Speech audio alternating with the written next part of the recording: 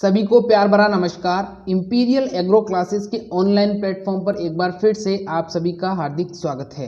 शुरू करते हैं आज का हमारा रोमांचक सफर। क्वेश्चन नंबर फर्स्ट क्या है, देखिए, इकोसिस्टम शब्द किसने दिया था? इकोसिस्टम शब्द किसने दिया था? ऑप्शन नंबर ए है आपका मेयर, बी है आपका रेटर, सी है आपका कोरेंस और डी है आपका बेटसन। बताइए जल्दी से, इकोसिस्टम शब्द किसने दिया था? मेयर ने, रेटर ने, कोरेंस ने या फिर बेटसन ने? बताइए जल्दी से, इकोसिस्टम शब्द किसने दिया था? मेयर ने, रेटर ने, कोरेंस ने या फिर बेटसन ने? देखिए, इकोसिस्टम शब्द जिसने दिया था वो थे रेटर, जिसने बी ऑप्शन वाला जवाब दिया है, बिल्कुल सही जवाब है। इकोसिस्टम शब्द किसने दिया था? इकोसिस्टम शब्द रीटर नामक वैज्ञानिक ने दिया था। किसने दिया था? रीटर नामक वैज्ञानिक ने इकोसिस्टम शब्द को दिया था। अगला सवाल देखिए क्या है, नेक्स्ट क्वेश्चन है हमारा, परागण को हटाना क्या कहलाता है? जब हम देखिए परागण को हटाने की प्रोसेस हम क्यों करते हैं, परागण क्यों हटाते हैं? जब हम क्रॉस पॉलिनेशन करवाते हैं या हम संकरण कराते हैं तो उस दौरान हम क्या करते हैं, जो हमारे इच्छित जो परागकण होते हैं उनको डालते हैं और जो पहले से ही वहां पर परागण लगे होते हैं उनको हटाते हैं। तो वो क्रिया पूछी गई है यहाँ पर। ऑप्शन नंबर ए है आपका एंथेसिस, बी है आपका पोलोसिस, सी है आपको पोलन हार्ट और डी है आपका पोलोसिस। बताइए जल्दी से, परागकण को हटाना क्या कहलाता है? परागकण को हटाना क्या कहलाता है? एंथेसिस कहलाता है, पोलोसिस कहलाता है, पोलन हार्ट कहलाता है या पोलोसिस कहलाता है? देखिए, जिसने इसका जवाब दिया है ऑप्शन नंबर ए वाला एंथेसिस, बिल्कुल सही जवाब है। परागकण को कृत्रिम रूप से हटाने की क्रिया एंथेसिस के नाम से जानी जाती है। परागकण को कृत्रिम रूप से हटाने की क्रिया एंथेसिस के नाम से जानी जाती है। नेक्स्ट क्वेश्चन देखिए क्या है, अगला सवाल है हमारा, पुरानी कोशिकाओं से नई कोशिकाओं का निर्माण होता है, किसने कहा था? पुरानी कोशिकाओं से नई कोशिकाओं का निर्माण होता है, यह बात किसने कही थी? ऑप्शन नंबर ए है आपका Adolf Wilson, option number B है आपका रुडोल्फ विर्चाउ, सी है आपका जॉनसन और डी है आपका बेटसन। बताइए जल्दी से, पुरानी कोशिकाओं से नई कोशिकाओं का निर्माण होता है, ये शब्द किसने कहे थे? ऑप्शन नंबर बी जिसने जवाब दिया है रुडोल्फ विर्चाउ, बिल्कुल सही जवाब है। रुडोल्फ विर्चाउ ने सबसे पहले बताया था कि पुरानी कोशिकाओं से ही नई कोशिकाओं का निर्माण होता है। और नेक्स्ट क्वेश्चन देखिए क्या है, अगला सवाल है हमारा, टेरिडोफाइटा की बीजाणुधनी में कितने बीजाणु होते हैं? जेट 2009 में पूछा गया सवाल है, बहुत ही इंपॉर्टेंट क्वेश्चन है। सारे के सारे क्वेश्चन बहुत इंपॉर्टेंट हैं और आपको बहुत मदद करेंगे। टेरिडोफाइटा की बीजाणुधनी में कितने बीजाणु होते हैं बताना है आपको। जेट 2009 का सवाल है। ऑप्शन नंबर ए है आपका 5 बीजाणु, बी है आपका 17 बीजाणु, सी है आपका 55 बीजाणु और डी है आपका 64 बीजाणु। बताइए जल्दी से, टेरिडोफाइटा की बीजाणुधनी में कितने बीजाणु होंगे? जेट 2009 का सवाल है। सवाल वापस से रिपीट भी हो सकता है, 10 साल बाद वापस रिपीट भी हो सकता है, लेकिन सवाल बहुत इंपॉर्टेंट है। जरूरी नहीं है जेट में आइए, बीएचयू में भी आ सकता है, आईसीआर में भी आ सकता है, पीएटी में भी आ सकता है। तो बताइए जल्दी से, क्या होगा इसका आंसर? जिसने इसका जवाब दिया है ऑप्शन नंबर सी वाला 64 बीजाणु, बिल्कुल सही जवाब है। टेरिडोफाइटा की बीजाणुधनी में कितने बीजाणु होते हैं? टेरिडोफाइटा की बीजाणुधनी में 64 बीजाणु होते हैं, 64 बीजाणु होते हैं। ठीक है, समझ में आ गया। अगला सवाल देखिए क्या है, नेक्स्ट क्वेश्चन है हमारा, अणुओं का उच्च सांद्रता से निम्न सांद्रता की ओर जाना क्या कहलाता है? बहुत ही इंपॉर्टेंट क्वेश्चन है। क्वेश्चन क्या पूछा गया है, अणुओं का उच्च सांद्रता से निम्न सांद्रता की ओर जाना क्या कहलाता है? ऑप्शन नंबर ए है आपका विपुंसन, बी है आपका विसरण, सी है आपका बिंदुस्राव और डी है आपका मूलदाब। बताइए जल्दी से, अणुओं का उच्च सांद्रता से निम्न सांद्रता की ओर जाना क्या कहलाता है?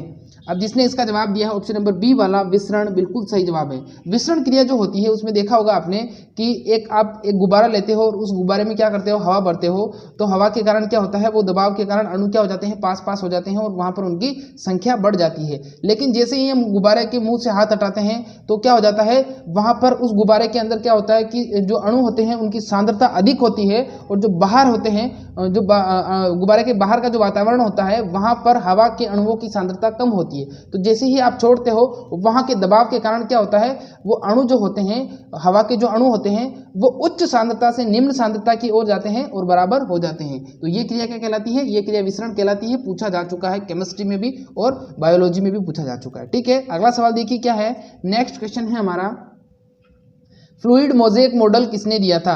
फ्लूइड मोज़ेक मॉडल किसने दिया था? अब ये इंपॉर्टेंट क्यों है ये मैं बताऊंगा आपको, पहले आप बताइए। ऑप्शन नंबर ए है आपका सिंगर, बी है आपका निकोलसन, सी है आपका ए और बी दोनों, और ऑप्शन नंबर डी है आपका मिलर। बताइए जल्दी से, फ्लूइड मोज़ेक मॉडल किसने दिया था? और ये इंपॉर्टेंट क्यों है, बार बार मैं इसको क्यों पूछता हूँ ये भी बताऊंगा मैं आपको।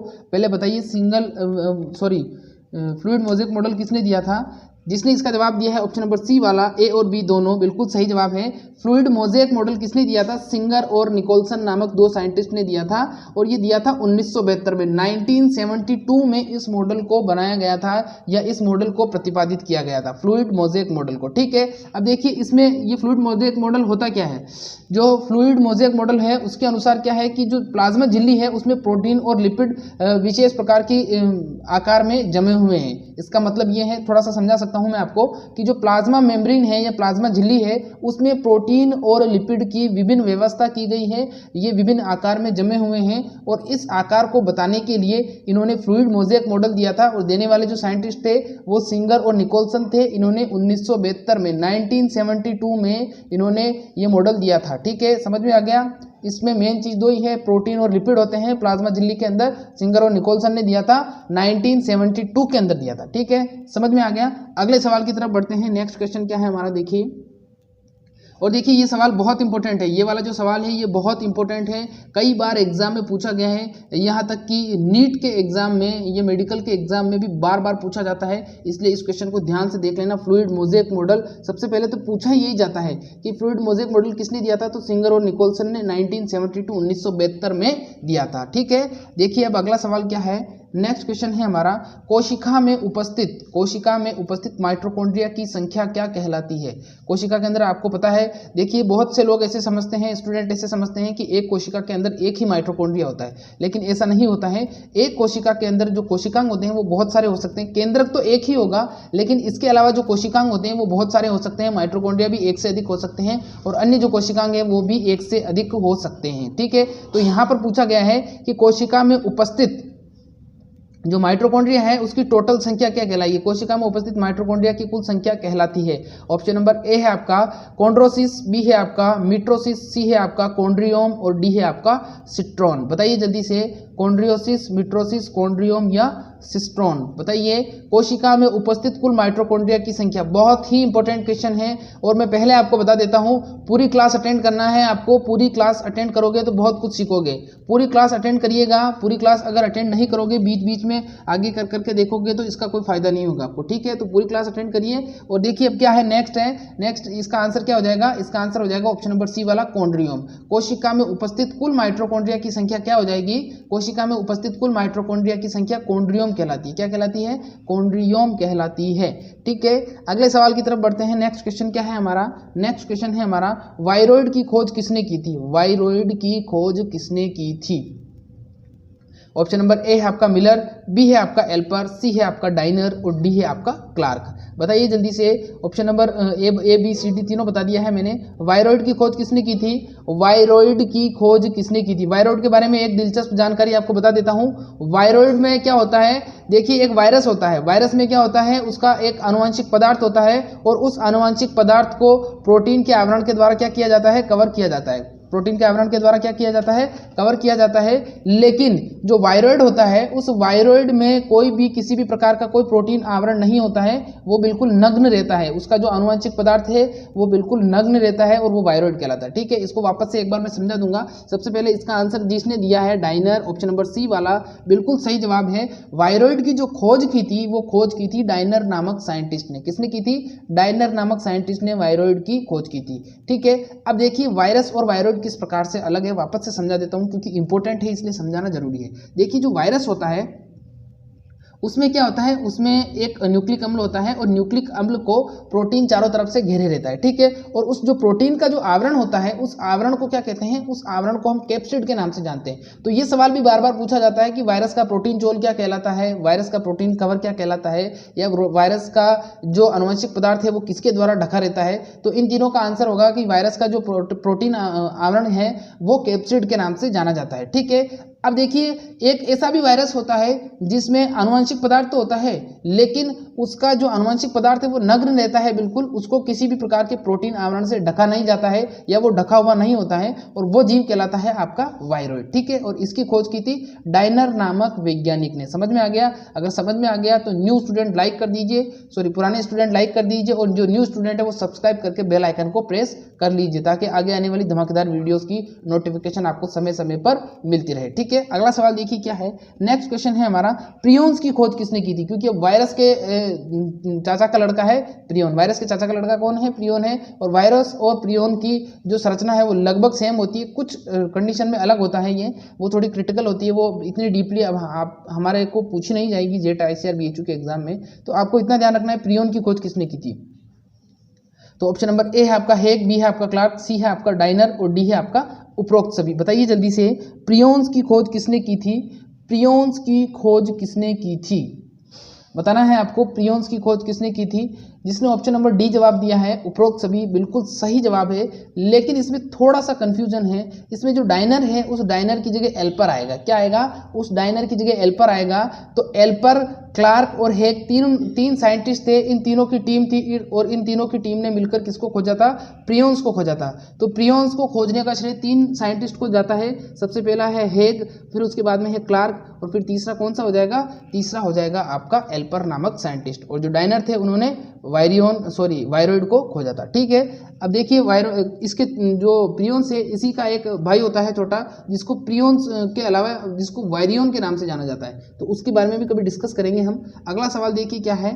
नेक्स्ट क्वेश्चन है हमारा, बहुत ही बार पूछा गया है कि माइटोकॉन्ड्रिया का जीवन काल कितने दिन का होता है? माइटोकॉन्ड्रिया का जीवन काल कितना दिन का होता है? अभी मैंने बताया था कि एक कोशिका में बहुत सारे माइटोकॉन्ड्रिया पाए जाते हैं और उसको क्या कहते हैं? उसको कॉन्ड्रियोम के नाम से जानते हैं। तो वो चीज़ भी याद रखना है, आपको रिवीजन करवा दिया, भूलना मत, वो भी बहुत इंपॉर्टेंट है। और ये वाला सवाल भी बहुत इंपॉर्टेंट है कि माइटोकॉन्ड्रिया का जीवन काल कितने दिन का होता है। ऑप्शन नंबर ए है आपका 1 से 4 दिन का, बी है आपका 5 से 10 दिन का, सी है आपका 15 से 20 दिन का, और डी है आपका 25 दिन का। बताइए जल्दी से, माइटोकॉन्ड्रिया का जीवन काल कितने दिन का होता है? ए, बी, सी और डी।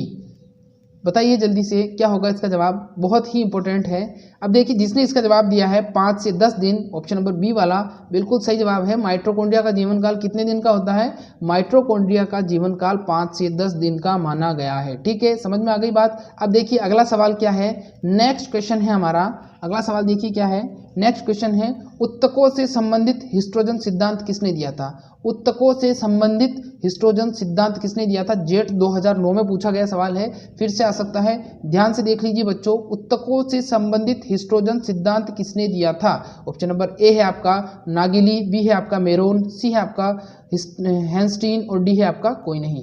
जेट 2009 का सवाल है, क्वेश्चन को ध्यान से देखेंगे, बारीकी से देखेंगे और वापस देखेंगे। क्वेश्चन क्या गया है? क्वेश्चन पूछा गया है उत्तकों से संबंधित हिस्ट्रोजन सिद्धांत किसने दिया था? आपको पता है कि विभिन्न कोशिकाओं का समूह क्या कहलाता है? उत्तक कहलाता है, जिसको टिश्यू के नाम से जानते हैं, और इसका जिसमें अध्ययन करते हैं वो हिस्टोलॉजी कहलाता है। ठीक है, यहाँ पर पूछ रहा है कि हिस्ट्रोजन सिद्धांत किसने दिया था, तो इसका जो आंसर हो जाएगा वो आ जाएगा ऑप्शन नंबर सी।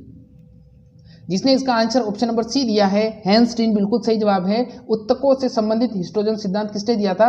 हैंस्टीन ने दिया था। अब आपसे सवाल दो प्रकार से पूछा जा सकता है, वो आपसे सवाल ये भी पूछ सकता है कि हिस्ट्रोजन सिद्धांत किससे संबंधित है? तो हिस्ट्रोजन सिद्धांत किससे संबंधित हो जाएगा? हिस्ट्रोजन सिद्धांत संबंधित हो जाएगा उत्तकों से, और ये सिद्धांत किसने दिया था? हैंस्टीन नामक साइंटिस्ट ने दिया था। किसने दिया था? हैंस्टीन नामक साइंटिस्ट ने ये सिद्धांत दिया था। अब देखिए अगला सवाल क्या है, नेक्स्ट क्वेश्चन देख लीजिए क्या है। अगला सवाल है हमारा, समसूत्री विभाजन की खोज किसने की थी? समसूत्री विभाजन की खोज किसने की थी? ऑप्शन नंबर ए है हमारा स्ट्रासबर्गर, बी है हमारा डब्ल्यू फ्लेमिंग, सी है हमारा अल्टमान और डी है हमारा कोलिकर। अब बताइए जल्दी से, कंफ्यूजन होगा आपको थोड़ा सा, उस कंफ्यूजन को यहाँ पर क्लियर भी करेंगे बाकायदा, कोई दिक्कत नहीं है। देखिए कुछ स्टूडेंट तो जवाब दे रहे होंगे स्ट्रासबर्गर और कुछ स्टूडेंट जवाब दे रहे होंगे डब्ल्यू फ्लेमिंग। अब इसको ध्यान से समझिए चीज़ क्या है। देखिए सबसे पहले जो समसूत्री विभाजन जो दिया था उसकी खोज की थी वो स्ट्रासबर्गर नामक साइंटिस्ट ने की थी 1875 में, और वो उन्होंने किया था पादप कोशिका के अंदर। लेकिन इसके कुछ समय बाद ही 1882 में डब्ल्यू फ्लेमिंग नामक एक साइंटिस्ट हुए और उन्होंने इसको जंतु कोशिका में खोजा। तो पादप कोशिका में तो स्ट्रासबर्गर ने 1875 में, और जंतु कोशिका में एफ फ्लेमिंग ने 1882 में इसकी खोज की थी। अब देखिए इस कोशिका के और नाम क्या है, इस विभाजन के और नाम है सूत्री विभाजन के नाम से भी जाना जाता है इसको, और इसको सूत्री विभाजन के बाद में इसको कायिक सूत्री विभाजन के नाम से भी जाना जाता है। समझ में आ गया? तो सूत्री विभाजन, कायिक सूत्री विभाजन, समसूत्री विभाजन तीनों एक ही नाम है। पादप कोशिका की बात की जाए तो स्ट्रासबर्गर ने की थी, और अगर जंतु कोशिका की बात की जाए तो एफ फ्लेमिंग ने की थी। सबसे पहले 1875 में पादप कोशिका में और 1882 के अंदर इसकी खोज हुई थी जंतु कोशिका के अंदर। ठीक है, अब देखिए इसके बारे में थोड़ा बता देता हूं कि समसूत्री विभाजन आखिरकार होता क्या है। देखिए ये जो समसूत्री विभाजन होता है इसमें क्या होता है कि इस विभाजन के दौरान गुणसूत्रों की जो संख्या है उसमें किसी भी प्रकार का कोई परिवर्तन नहीं होता है। गुणसूत्रों की संख्या में किसी भी प्रकार का कोई परिवर्तन नहीं होता है। गुणसूत्र डबल नहीं होते हैं, इनकी कॉपी नहीं बनती है, और जो कोशिका होती है वो परिवर्तित हो जाती है या उसका विभाजन हो जाता है। ठीक है, फिर इसके बाद में ये अप्रत्यक्ष विभाजन माना जाता है। क्या माना जाता है? अप्रत्यक्ष विभाजन भी माना जाता है। ठीक है, इससे रिलेटेड मैंने 4-5 क्वेश्चन बता दिए हैं, सारे के सारे इंपॉर्टेंट थे, आ सकते हैं। ठीक है, उसके बाद में नेक्स्ट क्वेश्चन देखिए क्या है। अगला सवाल है हमारा, केंद्रक द्रव व कोशिका द्रव का अनुपात क्या कहलाता है। क्वेश्चन क्या है? केंद्रक द्रव व कोशिका द्रव का अनुपात क्या कहलाता है। बहुत ही इंपॉर्टेंट क्वेश्चन है, आपको बताना है केंद्रक द्रव व कोशिका द्रव का अनुपात क्या कहलाएगा। ऑप्शन नंबर ए है आपका सीटोप्लाज्म इंडेक्स, बी है आपका कोरोप्लाज्म इंडेक्स, सी है आपका कैरियोप्लाज्म इंडेक्स, और डी है आपका कोई नहीं। ये सवाल मैं पीछे करा चुका हूं, बहुत ही इंपॉर्टेंट क्वेश्चन है। देखिए कोशिका के अंदर 2 प्रकार के द्रव पाए जाते हैं, एक तो पाया जाता है कोशिका द्रव और एक पाया जाता है आपका केंद्रक द्रव। तो केंद्रक के अंदर केंद्रक द्रव और कोशिका के अंदर कोशिका द्रव, ये दोनों ही लिक्विड है। अब इन दोनों ही लिक्विड का अनुपात किस नाम से जाना जाता है ये बताना है आपको। किस नाम से जाना जाता है ये बताना है आपको। कोशिका द्रव का जो वो होता है, कोशिका द्रव और केंद्रक द्रव का जो अनुपात होता है, जिसने इसका जवाब दिया है ऑप्शन नंबर सी वाला कैरियोप्लाज्म बिल्कुल सही जवाब है। जिसने नहीं दिया कोई दिक्कत नहीं, गलत भी सही होता है, आप गलत को आपको सुधारना है तभी तो आप यहाँ पर आए हो। तो केंद्रक द्रव व कोशिका द्रव का जो अनुपात होता है वो कैरियोप्लाज्म इंडेक्स के नाम से जाना जाता है। किसके नाम से जाना जाता है? कैरियोप्लाज्म इंडेक्स के नाम से जाना जाता है। अब देखिए मैंने कल भी बताया था, जो कोशिका द्रव होता है वो कोशिका द्रव किस नाम से जाना जाता है? वो साइटोप्लाज्म के नाम से जाना जाता है, और इस साइटोप्लाज्म शब्द को दिया था स्ट्रासबर्गर ने। और जो जीव द्रव होता है उसको प्रोटोप्लाज्म के नाम से जाना जाता है। उसको किस नाम से जाना जाता है? प्रोटोप्लाज्म के नाम से जाना जाता है। और जो प्रोटोप्लाज्म शब्द दिया था वो दिया था पुरकिंजे ने। फिर मैंने ये भी बताया था कि प्रोटोप्लाज्म के 2 भाग होते हैं, जिसमें एक होता है कोशिका द्रव और दूसरा होता है केंद्रक। फिर जो केंद्रक होता है वो उसका एक भाग होता है, और जो कोशिका द्रव होता है और कोशिका द्रव के अंदर उपस्थित सभी कोशिकांग जो होते हैं वो उसका दूसरा भाग होता है। तो ये इस प्रकार से क्वेश्चंस आपको पूछा जा सकता है कि केंद्रक द्रव के जो प्रोटोप्लाज्म होता है उसको कितने भागों में विभाजित किया गया है, या जीव द्रव को कितने भागों में विभाजित किया गया है। 2 भागों में, एक होता है केंद्रक, दूसरा होता है कोशिका द्रव। कोशिका द्रव और कोशिका द्रव के अंदर उपस्थित सारे के सारे कोशिकांग क्या कहलाते हैं? सारे के सारे कोशिकांग जीव द्रव के नाम से जाने जाते हैं।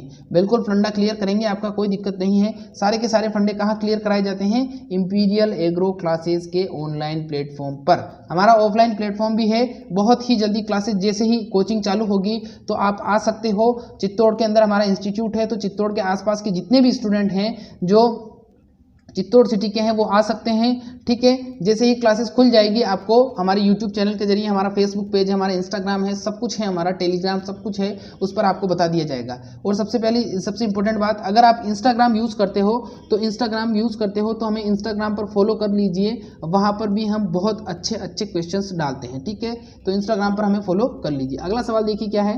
नेक्स्ट क्वेश्चन है हमारा, इंस्टाग्राम ID में आपको बता देता हूँ, इंपीरियल एग्रो क्लासेस के नाम से। ठीक है, हम हर जगह इंपीरियल एग्रो क्लासेस के नाम से मिलेंगे, वहां पर हम हर जगह इंपीरियल एग्रो क्लासेस के नाम से मिलेंगे।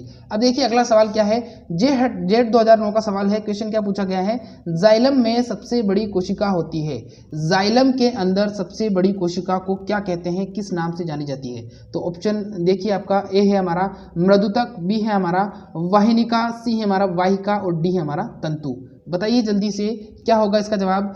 जाइलम में उपस्थित सबसे बड़ी कोशिका होती है, जाइलम में उपस्थित सबसे बड़ी कोशिका बतानी है आपको, क्या होगी? जेट 2009 का सवाल है, जेट 2009 का सवाल है। जाइलम में उपस्थित सबसे बड़ी कोशिका क्या होगी? जेट 2009 का सवाल है, वापस से आ सकता है। जिसने इसका जवाब दिया है ऑप्शन नंबर सी वाला बिल्कुल सही जवाब है। जाइलम में उपस्थित सबसे बड़ी कोशिका क्या कहलाती है? जाइलम में उपस्थित सबसे बड़ी कोशिका वाहिका के नाम से जानी जाती है। किस नाम से जानी जाएगी? वाहिका के नाम से जानी जाएगी। ठीक है, ध्यान रखना, वाहिका के नाम से जानी जाएगी। और वाहिकाओं से छोटी क्या होती है? वाहिनिका होती है। लेकिन लोगों को ये लगता है कि वाहिनिका बड़ी है और वाहिका छोटी है, क्योंकि वर्ड्स बड़ा लग रहा है ना, इसलिए आपको ऐसा लगता है। लेकिन ये आपका दोष नहीं है, सबको ही ऐसा लगता है। ठीक है, जैसे परमाणु लोगों को क्या लगता है? पर लगता है कि परमाणु बड़ा होता है और अणु छोटा होता है, जबकि होता क्या है कि दो विभिन्न प्रकार के जो परमाणु होते हैं वो मिलकर क्या बनाते हैं? वो अणु का निर्माण करते हैं। ठीक है, समझ में आ गया? तो इसी प्रकार से आपके सारे फंडे क्लियर कर देंगे, कोई दिक्कत नहीं है। अगला सवाल देखिए क्या है। नेक्स्ट क्वेश्चन है हमारा, कोशिका में mRNA का निर्माण कहाँ पर होता है? कोशिका में mRNA का निर्माण कहाँ पर होता है? ऑप्शन नंबर ए है आपका केंद्रक, बी है आपका केंद्रिका, सी है आपका गोल्जिकाय और डी है आपका हरित लवक। बताइए जल्दी से, कोशिका में mRNA का निर्माण कहाँ पर होता है? कोशिका में mRNA का निर्माण कहाँ पर होता है या mRNA कहाँ पर बनता है? mRNA को हम किस नाम से जानते हैं? mRNA को हम मैसेंजर RNA के नाम से भी जानते हैं। अभी मैं बताऊंगा इससे रिलेटेड सारी क्या क्या काम करता है। देखिए, जिसने इसका जवाब दिया है mRNA का, जिसने जवाब दिया है केंद्रक, बिल्कुल सही जवाब है। कोशिका में mRNA का निर्माण कहाँ पर होता है? केंद्रक के अंदर होता है। ठीक है, अब देखिए mRNA करता क्या है। सबसे पहले तो समझिए mRNA कितना प्रतिशत होता है। जो कुल RNA होता है उसका सिर्फ 2% ही होता है mRNA। कुल RNA का 2% ही mRNA होता है। ठीक है, समझ में आ गया? फिर इसके बाद में क्या है, ये प्रोटीन संश्लेषण की सूचना DNA को देता है। mRNA का काम क्या होता है? mRNA का जो मुख्य काम होता है वो ये है कि ये प्रोटीन संश्लेषण जो होता है राइबोसोम के द्वारा, उसकी सूचना किसको देगा? DNA को देगा। और DNA फिर क्या करेगा? DNA फिर tRNA से संबंध बनाएगा और tRNA के द्वारा फिर क्या किए जाएंगे? ट्रांसफर किए जाएंगे अमीनो अम्ल, और फिर उसके बाद में क्या होगा? क्षारकों का अनुक्रम बनेगा और फिर प्रोटीन का निर्माण होगा राइबोसोम के ऊपर। ठीक है, तो ये एक मैकेनिज्म है, पूरा चेन सिस्टम है। कभी समझाएंगे आपको थियोरेटिकली, वैसे भी थ्योरी की क्लास चालू हो चुकी है। कल आपकी फर्स्ट क्लास मिल जाएगी सुबह ठीक 10:30 बजे। ठीक है, सुबह ठीक 10:30 बजे मिल जाएगी। तो अब थोड़ा नेट को सेव करना चालू कर दो, क्योंकि 4 क्लासेस आएंगी तो आप कैसे करोगे? इसलिए कहता हूँ कि नेट को सेव करना और समय को भी सेव करो और ज़्यादा से ज़्यादा ऑनलाइन क्लासेस में आओ। अब थ्योरी की भी चालू कर दी, क्योंकि एग्जाम आने वाले हैं। लेकिन आपको क्या करना है कि ज़्यादा से ज़्यादा संख्या में आना है और ज़्यादा से ज़्यादा संख्या में क्या करना है? शेयर करना है, लिंक करना है और क्लास को अटेंड करना है और अपनी तैयारी को और भी मजबूत बनाना है और भी सशक्त बनाना है। ठीक है, समझ में आ गया? अब mRNA का निर्माण कहाँ होता है? केंद्रक के अंदर होता है।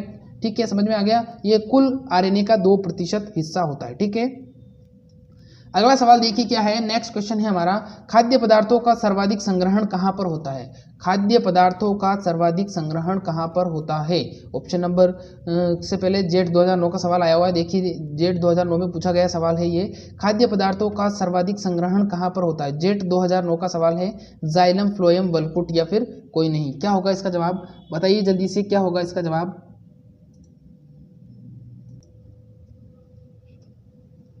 देखिए, जिसने इसका जवाब दिया है ऑप्शन नंबर सी वाला वलकुट, बिल्कुल सही जवाब है। खाद्य पदार्थों का सर्वाधिक संग्रहण होता है। खाद्य पदार्थों का सर्वाधिक संग्रहण कहाँ पर होता है? खाद्य पदार्थों का सर्वाधिक संग्रहण वलकुट के अंदर होता है। ठीक है, ध्यान रखना, वलकुट के अंदर होता है। और जेट 2009 के अंदर आया हुआ सवाल है, वापस से आ सकता है। जेट 2009 के अंदर आया हुआ सवाल है, वापस से आ सकता है। तो आपको बिल्कुल भी इसको बिल्कुल भी आपको छोड़ना नहीं है, ध्यान रखना। अगला सवाल देखिए क्या है। नेक्स्ट क्वेश्चन है हमारा, कोशिका में tRNA का निर्माण कहाँ होता है? कोशिका के अंदर tRNA का निर्माण कहाँ पर होता है? ऑप्शन नंबर ए है आपका केंद्रक, बी है आपका केंद्रिका, सी है आपका गोल्जिकाय और डी है आपका कोशिका द्रव। अभी मैंने आपको पहले बताया था कि कोशिका के अंदर mRNA का निर्माण कहाँ पर होता है। तो mRNA का निर्माण तो केंद्रक के अंदर हो रहा था, और tRNA का निर्माण कहाँ पर होगा? बताइए जल्दी से। जिसने इसका जवाब दिया है ऑप्शन नंबर डी वाला कोशिका द्रव, बिल्कुल सही जवाब है। कोशिका में tRNA का निर्माण कहाँ पर होता है? कोशिका में tRNA का निर्माण कहाँ पर होगा? कोशिका में tRNA का निर्माण हो जाएगा कोशिका द्रव में। कहाँ पर होगा? कोशिका द्रव के अंदर इसका निर्माण होता है। ठीक है, अगले सवाल की तरफ बढ़ते हैं। नेक्स्ट क्वेश्चन क्या है हमारा? नेक्स्ट क्वेश्चन है हमारा, कोशिका में rRNA का निर्माण कहाँ पर होता है? यह भी बहुत इंपॉर्टेंट क्वेश्चन है। कोशिका में rRNA का निर्माण कहाँ पर होता है? केंद्रक में, केंद्रिका में, लाइसोसोम में या फिर कोशिका द्रव में। सारे के सारे इंपॉर्टेंट क्वेश्चन हैं। आपको बताना है आरआरएनए का निर्माण कहाँ पर होगा, केंद्रक में होगा, केंद्रिका में होगा, लाइसोसोम में होगा या फिर कोशिका द्रव में होगा। बताइए क्या होगा इसका जवाब आरआरएनए का। जिसने इसका जवाब दिया है लाइसोसोम, बिल्कुल सही जवाब है। कोशिका में आरआरएनए का निर्माण कहाँ पर होता है, कोशिका में आरआरएनए का निर्माण लाइसोसोम के अंदर होता है। ठीक है, समझ में आ गया। और जो टीआरएनए होता है, देखिए इससे पहले बता देता हूं मैं आपको, जो टीआरएनए होता है वो कुल आरएनए का कितना प्रतिशत होता है, टीआरएनए कुल आरएनए का 18% होता है। और जो एमआरएनए होता है वो कुल आरएनए का 2% होता है। एमआरएनए कुल आरएनए का 2% और टीआरएनए कुल आरएनए का 18% होता है। ठीक है, समझ में आ गया। अगले सवाल की तरफ बढ़ते हैं। नेक्स्ट क्वेश्चन क्या है हमारा, मीथेन का निर्माण करने में सहायक है। अब बीएचयू 2018 का सवाल है, क्वेश्चन को ध्यान से समझना है। बीएचयू 2018 का सवाल है, क्वेश्चन को ध्यान से समझना है। क्वेश्चन पूछा गया है कि मीथेन का निर्माण करने में सहायक है। तो ऑप्शन नंबर ए है आपका यू बैक्टीरिया, बी है आपका कवक, सी है आपका शैवाल और डी है आपका फर्न।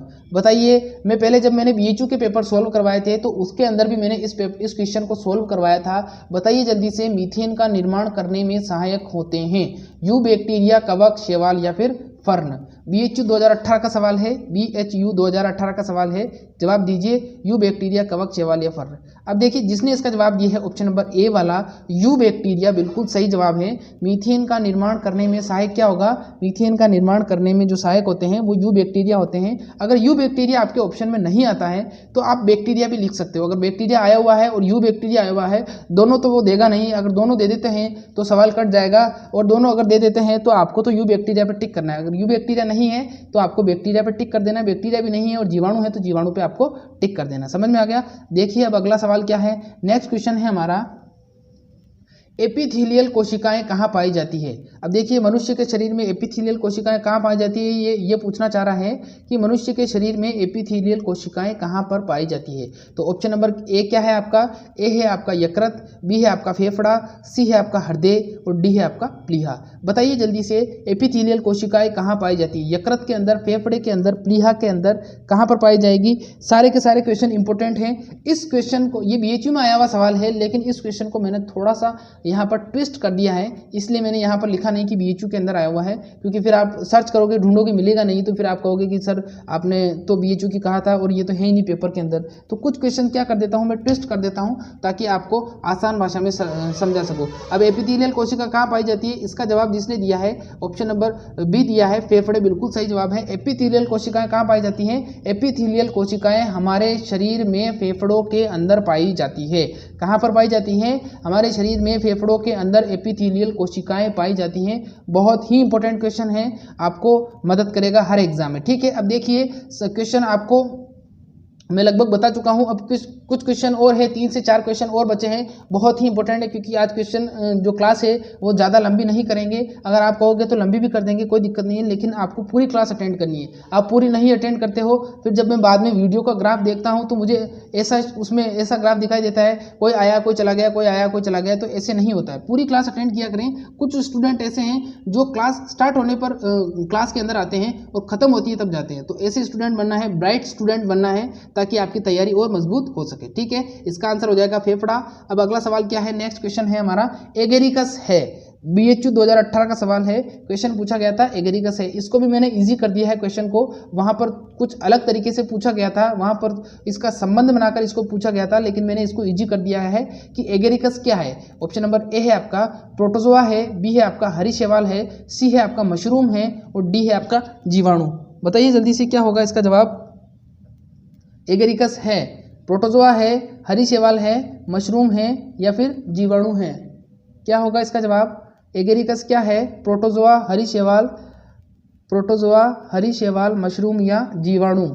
जिसने इसका जवाब दिया है ऑप्शन नंबर डी वाला, बिल्कुल सही जवाब है। एगेरिकस क्या है, एगेरिकस एक मशरूम है। एगेरिकस बायोस्पोरस, एगेरिकस बायोस्पोरस एक मशरूम है। और एगेरिकस प्रकार की जितनी भी जो आपसे पूछा जाए कि एगेरिकस क्या है, तो एगेरिकस वाली जितनी भी अगर आपसे पूछेगा माइक्रो ऑर्गेनिज्म, तो उसका जवाब आपको मशरूम ही देना है। ठीक है, बटन मशरूम भी कहते हैं इसको, एगेरिकस बायोस्पोरस इसका पूरा नाम होता है, और इसको बटन मशरूम के नाम से भी जानते हैं। और ये बहुत ही पौष्टिक होती है, हमारे जो हमारा हिमालय है उसके अंदर ये मशरूम, उसके अंदर ऐसी मशरूम पाई जाती है जो लगभग 2.5 लाख रुपए किलो के बराबर उसकी कॉस्ट होती है और वो बहुत ही पौष्टिक और बहुत ही एनर्जेटिक मानी जाती है। तो जो ये हमारा हिमाचल प्रदेश और कश्मीर और ये उत्तराखंड का जो हिस्सा है, यहाँ पर ये एक विशेष मौसम के अंदर उगती है और इसकी तस्करी भी की जाती है। तो ऐसी प्रकार की मशरूम भी होती है जिसकी तस्करी भी की जाती है क्योंकि बहुत पौष्टिक होती है और बहुत महंगी होती है। ठीक है, तो मैं समय समय पर आपको ऐसी अमेजिंग जानकारी भी देता रहूँगा। और अगला सवाल देखिए क्या है, नेक्स्ट क्वेश्चन है हमारा, निम्न में से कौन सा तत्व रंध्रों को खोलने में मदद करता है। बहुत ही इंपॉर्टेंट क्वेश्चन है। क्वेश्चन क्या पूछा गया है, निम्न में से कौन सा तत्व रंध्रों को खोलने में मदद करता है। ऑप्शन नंबर ए है आपका पोटेशियम, बी है आपका कार्बन, सी है आपका बोरोन और डी है आपका कैल्शियम। अब बताना है निम्न में से कौन सा तत्व रंध्रों को खोलने में मदद करता है। कौन सा रंध्रों को खोलने में मदद करता है, बताइए जल्दी से क्या हो जाएगा इसका जवाब। जिसने इसका जवाब दिया है ऑप्शन नंबर ए वाला पोटेशियम, बिल्कुल सही जवाब है। जो पोटेशियम होता है वो रंध्रों को खोलने में मदद करता है। अब बहुत सारे स्टूडेंट कंफ्यूज हो जाते हैं, वहाँ पोटेशियम की जगह वहाँ पर के लिखा आ जाता है, तो ये सोचते हैं कि के का मतलब कैल्शियम, के का मतलब कैल्शियम नहीं होता है बच्चों, के का मतलब पोटेशियम होता है, जिसे हम पढ़ते हैं NPK, नाइट्रोजन, फास्फोरस और पोटास या पोटेशियम। ठीक है, तो समझ में आ गया। तो पोटेशियम या के से इंडिकेट करते हैं इसको, और ये तत्व क्या करता है, रंध्रों को, पौधों के जो रंध्र होते हैं, पत्तियों में जो रंध्र होते हैं उसको खोलने में मदद करता है। ठीक है, अगला सवाल देखिए क्या है, नेक्स्ट क्वेश्चन है हमारा, जाइलम में पाया जाने वाला तत्व है। BHU 2018 का सवाल है जाइलम, इसको भी मैंने इजी मोड में डाला है, क्वेश्चन थोड़ा टफ करके पूछा गया था।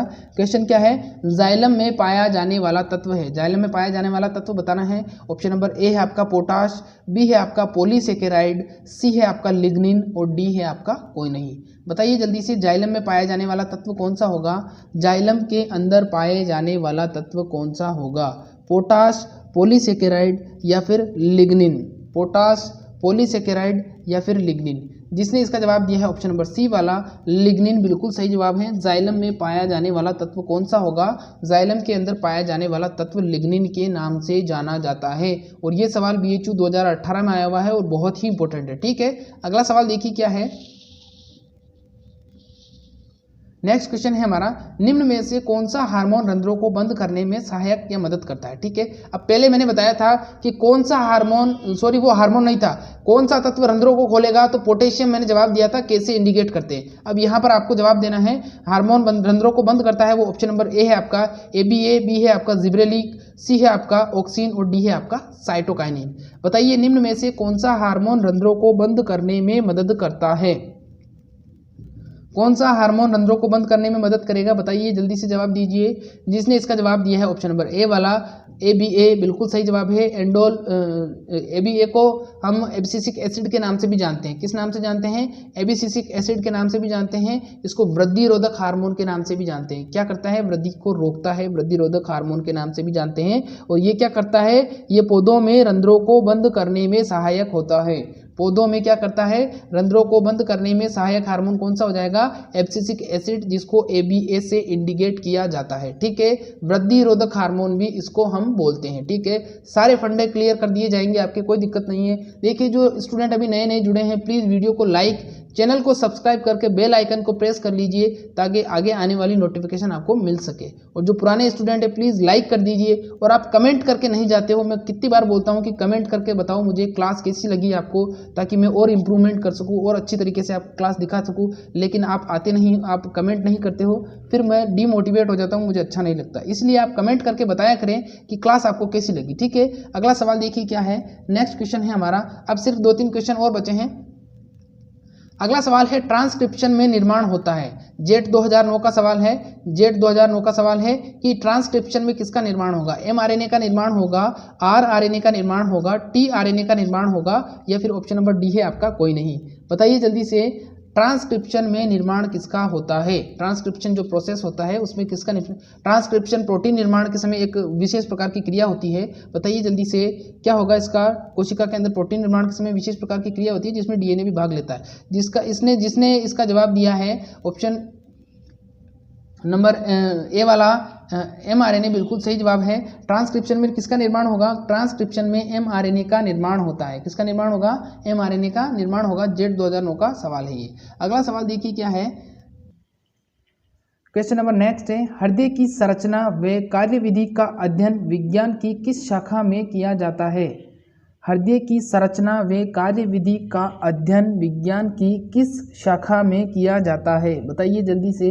हृदय की कार्यविधि और संरचना का अध्ययन, option A karyology, option B cardiology, option C है हमारा हार्टोलॉजी और ऑप्शन डी है कोरोलॉजी। बताइए जल्दी से, कैरियोलॉजी, कार्डियोलॉजी, हार्टोलॉजी या फिर कोरोलॉजी। जिसने बी जवाब दिया है कार्डियोलॉजी, बिल्कुल सही जवाब है। हृदय की संरचना व कार्यविधि का अध्ययन विज्ञान की जिस शाखा में किया जाता है वो क्या कहलाता है? कार्डियोलॉजी कहलाता है।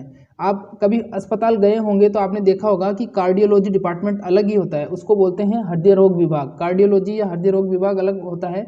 तो उसमें क्या किया जाता है? हृदय की संरचना का अध्ययन या कार्यविधि की जाती है और वहाँ पे मेडिकल स्टूडेंट भी पढ़ते हैं और रोगों का इलाज भी होता है। अगला सवाल देखिए क्या है। नेक्स्ट क्वेश्चन है, एक स्वस्थ मनुष्य का रक्तदाब होना चाहिए। स्वस्थ मनुष्य का रक्तदाब कितना होना चाहिए ये पूछा है यहाँ पर। ऑप्शन ए है 60 से 80 के बीच, ऑप्शन बी है 80 से 120 के बीच, ऑप्शन सी है 120 से 150 के बीच और ऑप्शन डी है हमारा 150 से 200 के बीच। बताइए जल्दी से, स्वस्थ मनुष्य का रक्तदाब कितना होना चाहिए? जिसने जवाब दिया है ऑप्शन बी वाला 80 से 120 के बीच, बिल्कुल सही जवाब है। जो स्वस्थ मनुष्य का रक्तदाब होता है वह 80 से 120 के बीच होना चाहिए, तब मनुष्य स्वस्थ रह सकता है। अगला सवाल देखिए क्या है। नेक्स्ट क्वेश्चन इज, प्रोटीन आवरण की अनुपस्थिति के कारण नग्न वायरस कहलाता है। प्रोटीन आवरण की अनुपस्थिति के कारण नग्न वायरस कहलाता है। Option A virus, option B viroid, option C जीवाणु और ऑप्शन डी है कवक। प्रोटीन आवरण की अनुपस्थिति के कारण नग्न वायरस कहलाता है। वायरस, वायरॉइड, जीवाणु या कवक। बताइए जल्दी से। जो स्टूडेंट कह रहे हैं सर रिपीट है सवाल, बिल्कुल रिपीट है। जो न्यू स्टूडेंट आए हैं उनके लिए नया है। 3-4 क्वेश्चन ऐसे हैं जो मैंने ऐड किए हैं, इंपॉर्टेंट हैं, आ सकते हैं, इसीलिए आपको यहाँ के यहीं याद हो जाएंगे। यकीन मानिए फ़ायदा होगा आपको। तो प्रोटीन आवरण का अनुपस्थिति वाला क्या कहलाएगा? जिसने वायरॉइड जवाब दिया है, बिल्कुल सही जवाब है। जिसमें प्रोटीन का आवरण नहीं होता ऐसे वायरस क्या कहलाते हैं? ऐसे वायरस वायरॉइड के नाम से जाने जाते हैं। और वायरॉइड के ऊपर जब प्रोटीन का आवरण होगा तो क्या कहलाएगा? वायरस कहलाएगा। और प्रोटीन आवरण को किस नाम से जानते हैं हम? प्रोटीन आवरण को कैप्सिड के नाम से जाना जाता है। किसके नाम से? कैप्सिड के नाम से जाना जाता है। अगला सवाल देखिए क्या कहता है। नेक्स्ट क्वेश्चन है, केचवे सीटी के कार्य हैं। केचवे की जो सीटी होती है उसका क्या कार्य होता है? गमन, उत्सर्जन, जनन या श्वसन। बताइए जल्दी से। केचवे की सीटी का कार्य, केचवे के अंदर सीटी नामक संरचना पाई जाती है, उसका कार्य पूछा है गमन, उत्सर्जन, जनन या श्वसन। बताइए जल्दी से क्या होगा केचवे की सीटी का कार्य? जिसने ऑप्शन ए जवाब दिया है गमन, बिल्कुल सही जवाब है। जो केचवे की सीटी होती है वो केंचुए के गमन में या चलन में सहायता करती है। तो गमन की जगह अगर चलन लिखा हुआ आ जाए वहाँ पे तो गमन और चलन दोनों एक ही चीज़ हैं और दोनों ही सही मानी जाएगी। अगला सवाल देखिए क्या है। नेक्स्ट क्वेश्चन है, वायरॉइड की खोज किसने की थी? वायरॉइड की खोज किसने की थी? अभी हमने पढ़ा था प्रोटीन रहित जो आवरण या वायरस होता है, प्रोटीन के आवरण रहित जो वायरस होता है वो वायरॉइड कहलाता है। उसकी खोज बतानी है। डायनर ने, रॉबर्ट ब्राउन ने, पोर्टर ने या रॉबिन्सन ने। बताइए जल्दी से, वायरॉइड की खोज किसने की थी? डायनर, रॉबर्ट ब्राउन, पोर्टर या रॉबिन्सन। जिसने ऑप्शन ए जवाब दिया है डायनर, बिल्कुल सही जवाब है। वायरॉइड की खोज किसने की थी? डायनर नामक वैज्ञानिक ने की थी। वायरॉइड की खोज डायनर नामक वैज्ञानिक ने की थी। बहुत ही सज्जन पुरुष थे ये। अगला सवाल देखिए क्या है। विज्ञान की वह शाखा जिसमें दांतों का अध्ययन किया जाता है क्या कहलाती है? विज्ञान की वह शाखा जिसमें दांतों का अध्ययन किया जाता है क्या कहलाती है? Option A odontology, option B टेथोलॉजी, ऑप्शन सी डेंटिस्टोलॉजी और ऑप्शन डी कोरोलॉजी। बताइए जल्दी से क्या होगा इसका जवाब। विज्ञान की वह शाखा जिसमें दांतों का अध्ययन किया जाता है, ओडोनेटोलॉजी, टेथोलॉजी, डेंटिस्टोलॉजी या कोरोलॉजी। जवाब दीजिए ABCD। जिसने ए जवाब दिया है ओडोनेटोलॉजी, बिल्कुल सही जवाब है। विज्ञान की वह शाखा जिसमें दांतों का अध्ययन किया जाता है ओडोनेटोलॉजी कहलाता है। अगला सवाल देखिए क्या है। नेक्स्ट क्वेश्चन है, कोशिका का अपने ही एंजाइम द्वारा अपघटन या नष्ट होना कहलाता है। कोशिका का अपने ही एंजाइम द्वारा अपघटन या नष्ट होना कहलाता है? ऑटोलिसिस, एपोमिक्सिस, एनोसोमिक या स्वतः अपघटन? बताइए क्या कहलाएगा? कोशिका का अपने ही एंजाइम द्वारा अपघटन या नष्ट होना कहलाएगा? ऑटोलिसिस, एपोमिक्सिस, एनासोमिक या फिर स्वतः अपघटन? इंपॉर्टेंट क्वेश्चन है, फिर बताऊंगा इससे रिलेटेड और जानकारी। इसका जवाब दीजिए पहले। जिसने जवाब दिया है ऑटोलिसिस, बिल्कुल सही जवाब है। कोशिका का अपने ही एंजाइम द्वारा अपघटन क्या कहलाएगा? ऑटोलिसिस के नाम से जाना जाएगा। ठीक है, अब एक महत्वपूर्ण जानकारी दे देता हूं। मैं बहुत दिनों से आपको कह रहा हूं कि मैं टॉपिक वाइज टेस्ट सीरीज लाना चाहता हूं, आप जवाब दीजिए। बहुत से स्टूडेंट हैं जो जवाब नहीं दे रहे हैं। एक दो कमेंट्स मिले मुझे, तो मुझे ऐसा लगा कि शायद वो आप टॉपिक वाइज टेस्ट सीरीज नहीं ज्वाइन करना चाहते हो। तो अब अगर आज इस पे बताओगे आप कि टॉपिक वाइज सीरीज करनी है या नहीं करनी है, तो मैं आगे सोचूंगा, वरना जैसे चल रहा है वैसे ही चलेगा। तो टॉपिक वाइज करना है नहीं करना है आज फाइनल मुझे बता देना, ताकि फिर मैं डेट फिक्स करके उस हिसाब से उस सीरीज को चालू करूं। अगला सवाल देखिए, इसका जवाब हो गया ऑटोलिसिस। अगला सवाल देखिए क्या है, क्वेश्चन है मनुष्य की आंत में कौन सा जीवाणु पाया जाता है? मनुष्य की आंत में कौन सा जीवाणु पाया जाता है? Option A E coli, option B avian जीवाणु, ऑप्शन सी लैक्टिक जीवाणु और ऑप्शन डी होगा किडनी बैक्टीरिया। मनुष्य की आंत में कौन सा जीवाणु पाया जाता है? ई कोलाई, एविन जीवाणु, लैक्टिक जीवाणु या किडनी बैक्टीरिया? जिसने ऑप्शन ए जवाब दिया है ई कोलाई, बिल्कुल सही जवाब है। मनुष्य की आंत में कौन सा जीवाणु पाया जाता है? ई कोलाई पाया जाता है। कौन सा जीवाणु पाया जाएगा? ई कोलाई जीवाणु पाया जाएगा। अगला सवाल देखिए क्या कहता है, शरीर का तापक्रम किसके द्वारा नियंत्रित होता है? जो शरीर का तापक्रम होता है वो किसके द्वारा नियंत्रित होता है? कुछ क्वेश्चन ही हैं, 3 क्वेश्चन हैं जो रिपीटेड हैं। जो ये वाला क्वेश्चन है, इसके बाद में एक क्वेश्चन और आएगा जो रिपीटेड है और इम्पोर्टेंट है, इसीलिए मैंने उसको रिपीट किया है। तो बताइए शरीर का तापक्रम किसके द्वारा नियंत्रित होगा? थायराइड के द्वारा, हाइपोथैलेमस के द्वारा, यकृत के द्वारा या फिर आमाशय के द्वारा? शरीर का तापक्रम किसके द्वारा नियंत्रित होता है? थायराइड, हाइपोथैलेमस, यकृत या आमाशय? जिसने ऑप्शन बी जवाब दिया है हाइपोथैलेमस, बिल्कुल सही जवाब है। शरीर का तापक्रम किसके द्वारा नियंत्रित होता है? हाइपोथैलेमस के द्वारा नियंत्रित होता है। शरीर का तापक्रम हाइपोथैलेमस के द्वारा नियंत्रित किया जाता है। अगला सवाल देखिए क्या पूछा है। नेक्स्ट क्वेश्चन इज शलजम और चुकंदर किस प्रकार का जड़ रूपांतरण है? इंपॉर्टेंट क्वेश्चन है। शलजम और चुकंदर किस प्रकार का जड़ रूपांतरण है? ऑप्शन ए तर्कु रूपांतरण, ऑप्शन बी कुंभी रूपांतरण, ऑप्शन सी शंकु रूपांतरण और ऑप्शन डी श्वसन मूल। बताइए जल्दी से, शलजम और चुकंदर किस प्रकार का जड़ रूपांतरण है? शलजम और चुकंदर बताना है आपको। जिसने बी जवाब दिया है कुंभी रूपांतरण, बिल्कुल सही जवाब है। जो शलजम और चुकंदर है वो किस प्रकार का रूपांतरण है? कुंभी रूपांतरण है। इंपॉर्टेंट क्वेश्चन है, आ सकता है। शलजम और चुकंदर कुंभी रूप का रूपांतरण है। अगला सवाल देखिए, नेक्स्ट क्वेश्चन है जब कोई ठोस पदार्थ किसी द्रव को अवशोषित करके फूल जाता है तो वह क्रिया कहलाएगी। क्वेश्चन पूछा है यहाँ पर, जब कोई ठोस पदार्थ किसी द्रव को अवशोषित करके फूल जाता है तो वह क्रिया कहलाएगी। ऑप्शन ए विसरण, ऑप्शन बी अंतःशोषण, ऑप्शन सी विपुंसन और ऑप्शन डी स्त्रवण। बताइए जल्दी से, ठोस पदार्थ द्वारा किसी द्रव को अंदर अवशोषित कर लिया और ठोस पदार्थ करके फूल गया। बताइए जल्दी से क्या होगा इसका जवाब। जिसने जवाब दिया है अंतःशोषण, बिल्कुल सही जवाब है।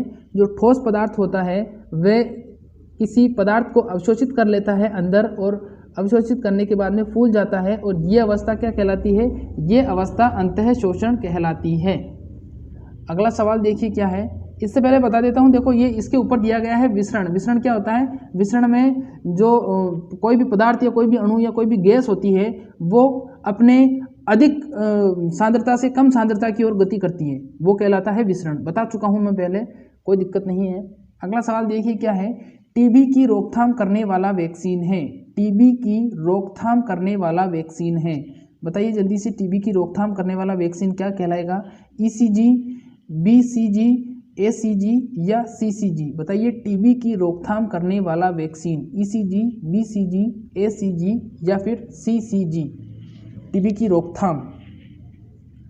जिसने जवाब दिया है टीबी की रोकथाम, बीसीजी बिल्कुल सही जवाब है। बीसीजी का जब टीका लगाया जाता है तो वो टीबी की रोकथाम के लिए लगाया जाता है। ट्यूबरकुलोसिस बोला जाता है इसको, टीबी को ट्यूबरकुलोसिस बोला जाता है, बीसीजी। अगला सवाल देखिए क्या है। नेक्स्ट क्वेश्चन है, विज्ञान की वह शाखा जिसमें पौधों का वर्गीकरण किया गया है कहलाती है। विज्ञान की वह शाखा जिसमें पौधों का वर्गीकरण किया गया है कहलाती है। ऑप्शन ध्यान से देखिए। ऑप्शन ए वर्गीकी, option B taxonomy, option C A और बी दोनों, और ऑप्शन डी कोई नहीं। बताइए विज्ञान की वह शाखा पौधों का जिसमें वर्गीकरण किया गया है क्या कहलाएगी। वर्गीकी, टैक्सोनॉमी, ए और बी दोनों, और कोई नहीं। जिसने सी जवाब दिया है ए और बी दोनों बिल्कुल सही जवाब है। विज्ञान की वह शाखा जिसमें पौधों का वर्गीकरण किया जाता है टैक्सोनॉमी या वर्गीकी कहलाती है। हिंदी नेम तो हो जाएगा वर्गीकी और इंग्लिश नेम हो जाएगा टैक्सोनॉमी। लास्ट में बताऊंगा आपको, केमिस्ट्री से एक बहुत बड़ी खबर लाया हूं, केमिस्ट्री से रिलेटेड है जो आपको पसंद आएगी, तो क्लास के अंत तक बने रहिए। नेक्स्ट क्वेश्चन है, बिलीरुबिन एक लाल रंग का, रह नहीं है रंग है, रंग का वर्णक है जो पाया जाता है। क्वेश्चन पूछा है, बिलीरुबिन एक लाल रंग का वर्णक है जो पाया जाता है। ऑप्शन ए यकृत में, ऑप्शन बी आमाशय में, ऑप्शन सी अग्नाशय में, और ऑप्शन डी हृदय में। बताइए बिलीरुबिन कहाँ पर पाया जाता है। बिलीरुबिन जो तत्व है, लाल रंग का तत्व या वर्णक कह सकते हैं उसको, कहाँ पर पाया जाएगा। यकृत में, आमाशय में, अग्नाशय में, या फिर हृदय में। बताइए। जिसने जवाब दिया है इसका यकृत बिल्कुल सही जवाब है। जो बिलीरुबिन लाल रंग का तत्व होता है वो हमेशा कहाँ पर पाया जाएगा, वो हमेशा यकृत के अंदर पाया जाएगा, यकृत के अंदर पाया जाएगा। इंपॉर्टेंट क्वेश्चन है, पूछा जा सकता है, याद कर लेना इसको ढंग से। अगला सवाल देखिए क्या है। नेक्स्ट क्वेश्चन है, निम्न में से कौन सा भाग पुष्प का है। निम्न में से कौन सा भाग पुष्प भाग है। बताइए जल्दी से। कैलेक्स, कोरोला, एंड्रोसियस या उपरोक्त सभी। क्वेश्चन को थोड़ा घुमा के दिया है, बताइए जल्दी से। निम्न में से कौन सा भाग पुष्प भाग है। कैलेक्स, कोरोला, एंड्रोसियस या उपयुक्त सभी। थोड़ा सा दिमाग लगाओगे तो सही दे सकते हो इसका जवाब। जिसने उपयुक्त सभी जवाब दिया है उनका जवाब सही है, लेकिन देखिए इस क्वेश्चन को थोड़ा सा घुमाया, ऐसे घुमाया है। देखो इस क्वेश्चन के जो ये तीनों नाम हैं ये इंग्लिश में दिए गए हैं, है तो इनके नाम इंग्लिश में, लेकिन लिखा है इनको हिंदी में, तो वहाँ पर ऐसे ही क्वेश्चन के साथ धोखा होगा आपके साथ। तो आप अगर इंग्लिश टर्म्स नहीं पढ़ोगे, थोड़ी बहुत इंग्लिश टर्म्स भी पढ़ लिया करो, देख लिया करो, ताकि आपको आसानी रहेगी, वहाँ पर कंफ्यूज नहीं होगे वहाँ पे। तो देखो कोलेक्स क्या होता है। कोलेक्स होता है हमारा बाह्य दलपुंज, और जो कोरोला होता है वो क्या होता है, वो होता है हमारा दलपुंज, और जो पुमंग होता है वो होता है एंड्रोसियस। तो बाह्य दलपुंज और पुमंग ये क्या होते हैं, पुष्प के भाग होते हैं। अगला सवाल देखिए क्या है।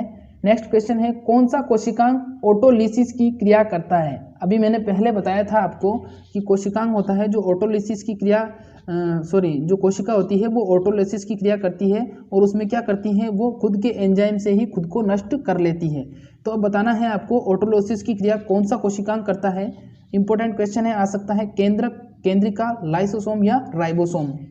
बताइए जल्दी से। इस क्वेश्चन से जुड़े सारे ही फैक्ट क्लियर करूंगा आज मैं आपके। कौन सा कोशिकांग ऑटोलिसिस की क्रिया करता है।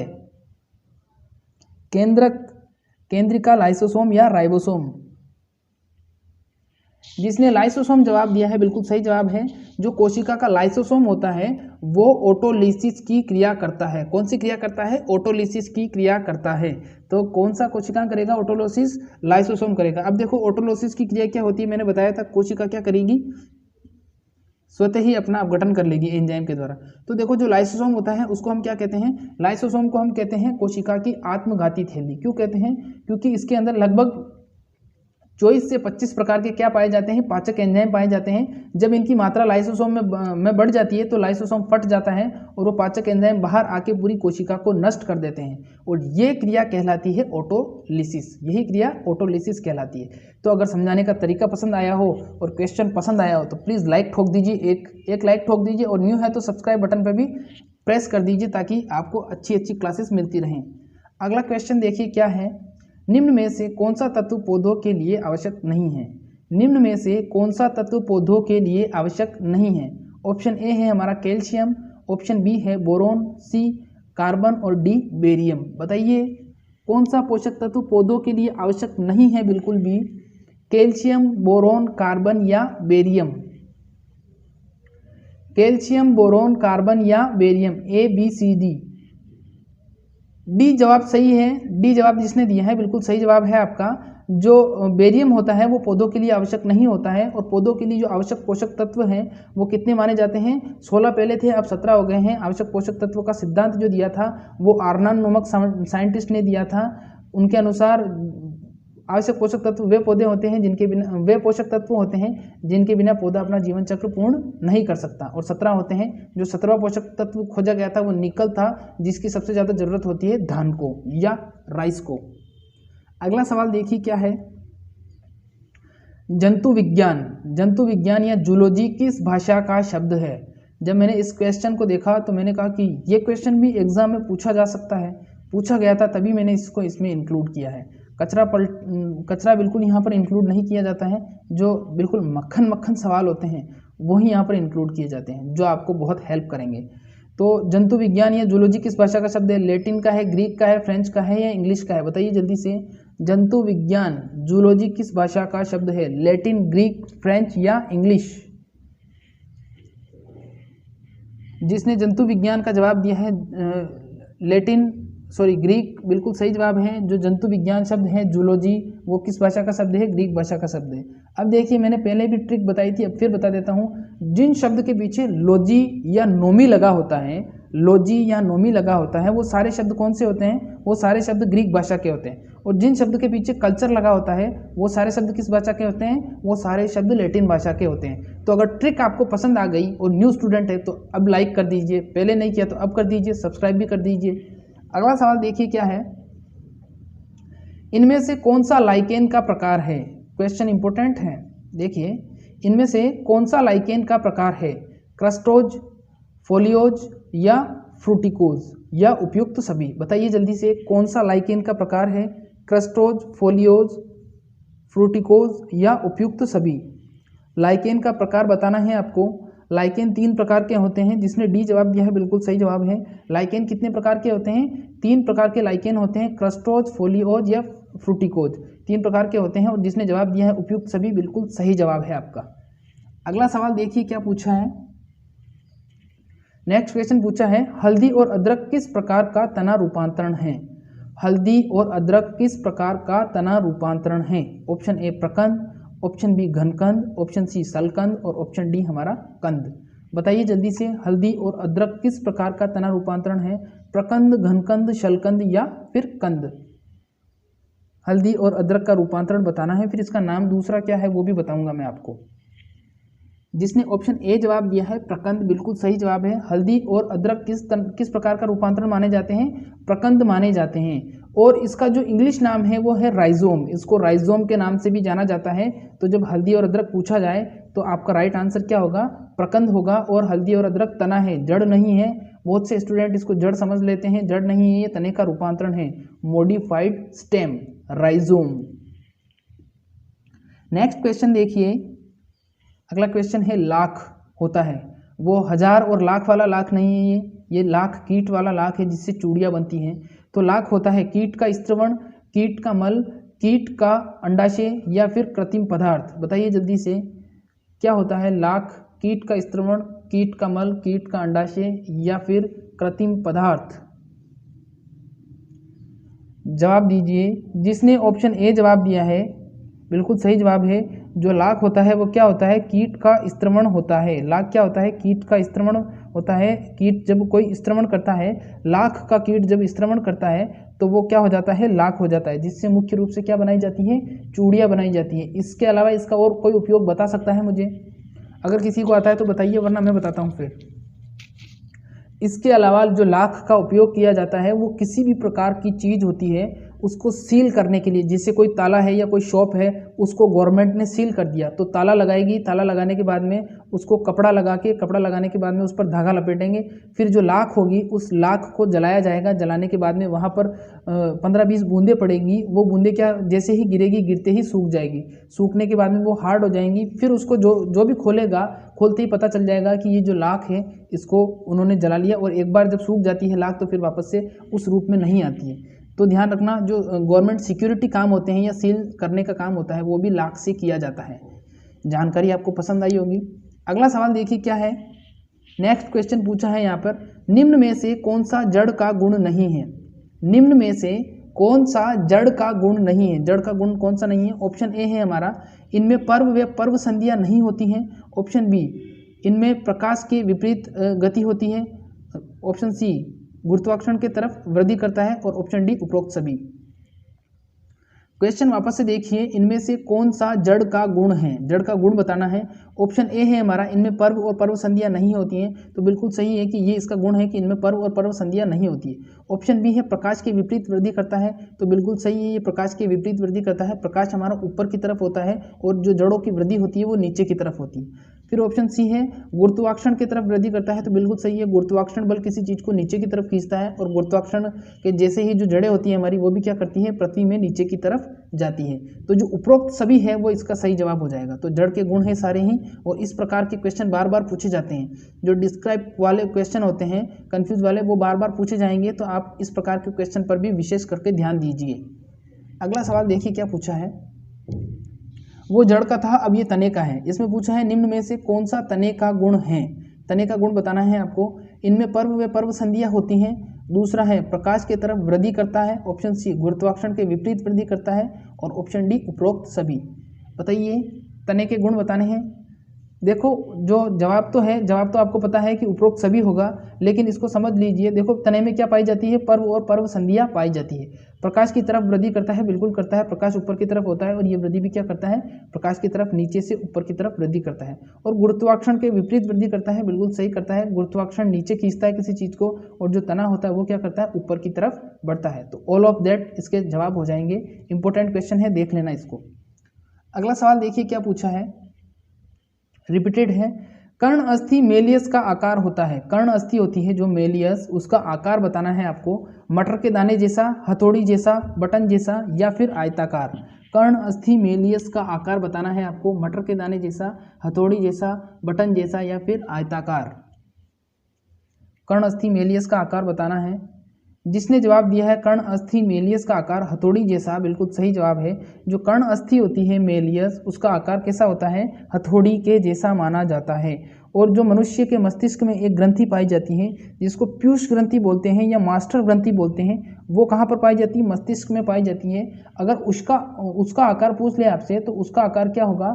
उसका आकार मटर के दाने के जैसा होगा। कैसा होगा? मटर के दाने के जैसा होगा। तो इम्पोर्टेंट क्वेश्चन है ये। जितने भी इम्पोर्टेंट क्वेश्चन मैं बताता हूँ सारे ही इम्पोर्टेंट हैं। जो क्लास खत्म हो जाती है, अगर आपकी इच्छा करती है तो इसको वापस से भी देख सकते हो, ये क्लास सेव हो जाती है उसके बाद में। अगला सवाल देखिए क्या पूछा है। निम्न में से कौन सा भाग पुष्प के नर और मादा भाग कहलाएंगे? निम्न में से कौन सा भाग पुष्प के नर और मादा भाग कहलाएंगे? ऑप्शन ए पुमंग यानी एंड्रोसियस, ऑप्शन बी जायंग यानी गाइनोसियस, और ऑप्शन सी ए और बी दोनों, और ऑप्शन डी कोई नहीं। बताइए जल्दी से। अगर यहाँ पर पुमंग और जायंग ऑप्शन में नहीं होता, एंड्रोसियस गाइनोसियस होता, तो बहुत सारे बच्चे कंफ्यूज हो जाते हैं। लगभग 90% बच्चे कंफ्यूज हो जाते हैं। इसलिए मैंने इसको समझाने के लिए इस प्रकार से यहाँ पर लिखा है। तो पुष्प के नर और मादा भाग कौन से होंगे? पुमंग और जायांग। जिसने एंड्रोसियस और गाइनोसियस जवाब दिया है बिल्कुल सही जवाब है। एंड्रोसियस और गाइनोसियस बिल्कुल सही जवाब है। सी वाला ऑप्शन बिल्कुल सही हो जाएगा आपका। अगला सवाल देखिए क्या पूछा है। गाजर किस प्रकार का जड़ रूपांतरण है? मोस्ट इंपोर्टेंट क्वेश्चन है, पूछा जाता है। गाजर किस प्रकार का रूपांतरण है? क्योंकि बहुत सारे स्टूडेंट तो गाजर को अभी तक तना ही समझते आ रहे हैं। तो तना नहीं होता, जड़ होता है। मॉडिफाइड रूट होती है, स्टेम नहीं होता है। और जो आलू होता है वो होती है मॉडिफाइड स्टेम होता है, रूट नहीं होती है। गाजर किस प्रकार का जड़ रूपांतरण है? तर्कु रूप, कुंभी रूप, शंकु रूप या श्वसन मूल? बताइए जल्दी से। गाजर किस प्रकार का जड़ रूपांतरण होगा? तर्कु रूप, कुंभी रूप, शंकु रूप या श्वसन मूल? जिसने शंकु रूप सी जवाब दिया है बिल्कुल सही जवाब है। गाजर किस प्रकार का जड़ रूपांतरण होगा? शंकु रूपांतरण होगा। शंकु रूप रूपांतरण कहलाएगा। अगला सवाल देखिए क्या पूछा है यहाँ पर। नेक्स्ट पूछा है, रक्त प्लेटलेट्स को किस नाम से जाना जाता है? रक्त प्लेटलेट्स को किस नाम से जाना जाता है? प्लेटलेट्स कहाँ पर होती है? रक्त के अंदर पाई जाती हैं। ए थ्रोम्बोसाइट्स, बी प्लाज्मा, सी आरबीसी और डी हिपेरिन। बताइए जल्दी से। रक्त प्लेटलेट्स को किस नाम से जाना जाता है? रक्त प्लेटलेट्स को किस नाम से जाना जाता है, आपको बताना है। जिसने ए जवाब दिया है थ्रोम्बोसाइट्स, बिल्कुल सही जवाब है। थ्रोम्बोसाइट्स या प्लेटलेट्स दोनों एक ही नाम होते हैं और रक्त के अंदर पाए जाते हैं। और अगर आपसे पूछ ले कि रक्त का थक्का नहीं जमने देने वाला पदार्थ कौन सा है, तो हिपेरिन। हिपेरिन क्या करता है, रक्त के अंदर उपस्थित होता है और रक्त के अंदर जो धमनी और शिराओं में रक्त दौड़ता है उसको जमने से रोकता है, रक्त का थक्का बनने से रोकता है, रक्त नलिकाओं वाहिकाओं के अंदर, बाहर नहीं। अगला सवाल देखिए क्या है, रक्त का थक्कारोधी पदार्थ है, वो वापस से क्वेश्चन आ गया यही, रक्त का थक्कारोधी पदार्थ यानी कि रक्त को धमनियों और शिराओं में जमने से रोकने वाला पदार्थ, पेपेरिन, हिपेरिन, रेनिन या मेलेनिन, बताइए। जिसने हिपेरिन जवाब दिया है बी वाला, बिल्कुल सही जवाब है। जो हिपेरिन होता है वो रक्त का थक्कारोधी पदार्थ कहलाता है और उससे क्या होता है, थक्का नहीं जमता है। और अगर आपसे पूछ लिया जाए कि मेलेनिन क्या होता है, तो मेलेनिन एक विशेष प्रकार का वर्णक होता है और ये हमारी त्वचा को रंग प्रदान करने का कार्य करता है। तो जो हमारी त्वचा में मेलेनिन पाया जाता है या हमारी त्वचा का जो रंग है, अभी जो रंग आप देख रहे हो वो मेलेनिन के कारण है। किसके कारण है, मेलेनिन के कारण है। और मेलेनिन की कम और संतुलित और ज़्यादा मात्रा ही हमारे गोरेपन, कालेपन और हमारे सांवलेपन को निर्धारित करती है। तो ये बहुत ही महत्वपूर्ण जानकारी थी। अगला सवाल देखिए क्या है, प्रियोन्स की खोज किस वैज्ञानिक ने की थी। प्रियोन्स की खोज किस वैज्ञानिक ने की थी। ऑप्शन ए है हमारा एल्पर, बी है हेग, सी है क्लार्क और डी है सभी। बताइए जल्दी से, प्रियोन्स की खोज किस वैज्ञानिक ने की थी, एल्पर, हेग, क्लार्क या उपरोक्त सभी।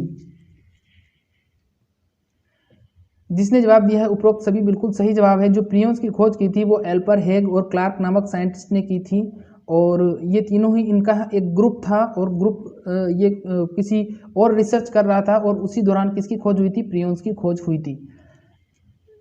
अगला सवाल देखिए क्या है, संयुक्त प्रकाश सूक्ष्मदर्शी की खोज किस वैज्ञानिक ने की थी। संयुक्त प्रकाश सूक्ष्मदर्शी की खोज एल्पर ने, विल्सन ने, क्लार्क ने या उपरोक्त सभी। बताइए, संयुक्त प्रकाश सूक्ष्मदर्शी की खोज किसने की थी। संयुक्त प्रकाश सूक्ष्मदर्शी की खोज किस वैज्ञानिक ने की थी। जिसने विल्सन जवाब दिया है, बिल्कुल सही जवाब है। जो विल्सन नामक साइंटिस्ट थे उन्होंने क्या किया था, उन्होंने सबसे पहले संयुक्त प्रकाश सूक्ष्मदर्शी की खोज की थी। किस विटामिन से मनुष्य नपुंसक हो जाता है। किस विटामिन से मनुष्य नपुंसक हो जाता है। ऑप्शन ए है हमारा के, ऑप्शन बी है हमारा विटामिन डी, ऑप्शन सी है विटामिन ई और ऑप्शन डी है हमारा विटामिन ए। बताइए जल्दी से कौन सा होगा इसका जवाब। किस विटामिन के कारण मनुष्य नपुंसक हो जाता है या किस विटामिन की कमी के कारण मनुष्य में नपुंसकता आ जाती है। आंसर दीजिए जल्दी से, ए बी सी डी दे दीजिए। जिसने ऑप्शन ई जवाब दिया है या ऑप्शन सी जवाब दिया है विटामिन ई, बिल्कुल सही जवाब है। जो विटामिन ई होता है वो क्या होता है, विटामिन ई की कमी के कारण मनुष्य में नपुंसकता आ जाती है। नेक्स्ट क्वेश्चन देखिए क्या कहता है। नेक्स्ट क्वेश्चन है हमारा, दूध में उपस्थित डाइसेकेराइड है। दूध में उपस्थित डाइसेकेराइड है। ऑप्शन ए है लैक्टोज, ऑप्शन बी है हमारा माल्टोज, ऑप्शन सी है फॉस्फेट और ऑप्शन डी है हमारा ग्लैक्टोज। बताइए जल्दी से, दूध में उपस्थित डाइसेकेराइड क्या कहलाता है। दूध में उपस्थित डाइसेकेराइड क्या कहलाता है। A B C D. जिसने ऑप्शन ए जवाब दिया है लैक्टोज, बिल्कुल सही जवाब है। जो दूध में डाइसेकेराइड होता है या जो दूध की शर्करा होती है या कार्बोहाइड्रेट होता है वो कहलाता है लैक्टोज। तो लैक्टोज कार्बोहाइड्रेट भी होता है, शर्करा भी होती है। अगला सवाल देखिए क्या है। नेक्स्ट क्वेश्चन है हमारा, रात्रि का अंधापन किस विटामिन की कमी से होता है। रात्रि का अंधापन किस विटामिन की कमी से होता है। ऑप्शन ए है हमारा के, ऑप्शन बी है हमारा विटामिन डी, ऑप्शन सी है हमारा विटामिन ई और ऑप्शन डी है हमारा विटामिन ए। बताइए जल्दी से, रात्रि का अंधापन किसके कारण होगा। नाइट ब्लाइंडनेस भी इसको बोलते हैं, नाइट ब्लाइंडनेस के नाम से भी इसको जाना जाता है। बताइए इसका क्या जवाब होगा। जिसने ऑप्शन ए जवाब दिया है विटामिन ए, बिल्कुल सही जवाब है। जो विटामिन ए जब की कमी हो जाती है तो हमें नाइट ब्लाइंडनेस या रात्रि का अंधापन हो जाता है। रात के समय हमें बहुत कम दिखाई देने लग जाता है। तो नाइट ब्लाइंडनेस किससे होगा, विटामिन ए की कमी से होगा। अगला सवाल देखिए क्या है। नेक्स्ट क्वेश्चन है, डीएनए में क्षारक युग्म किनके द्वारा जुड़े रहते हैं। डीएनए में क्षारक युग्म किनके द्वारा जुड़े रहते हैं।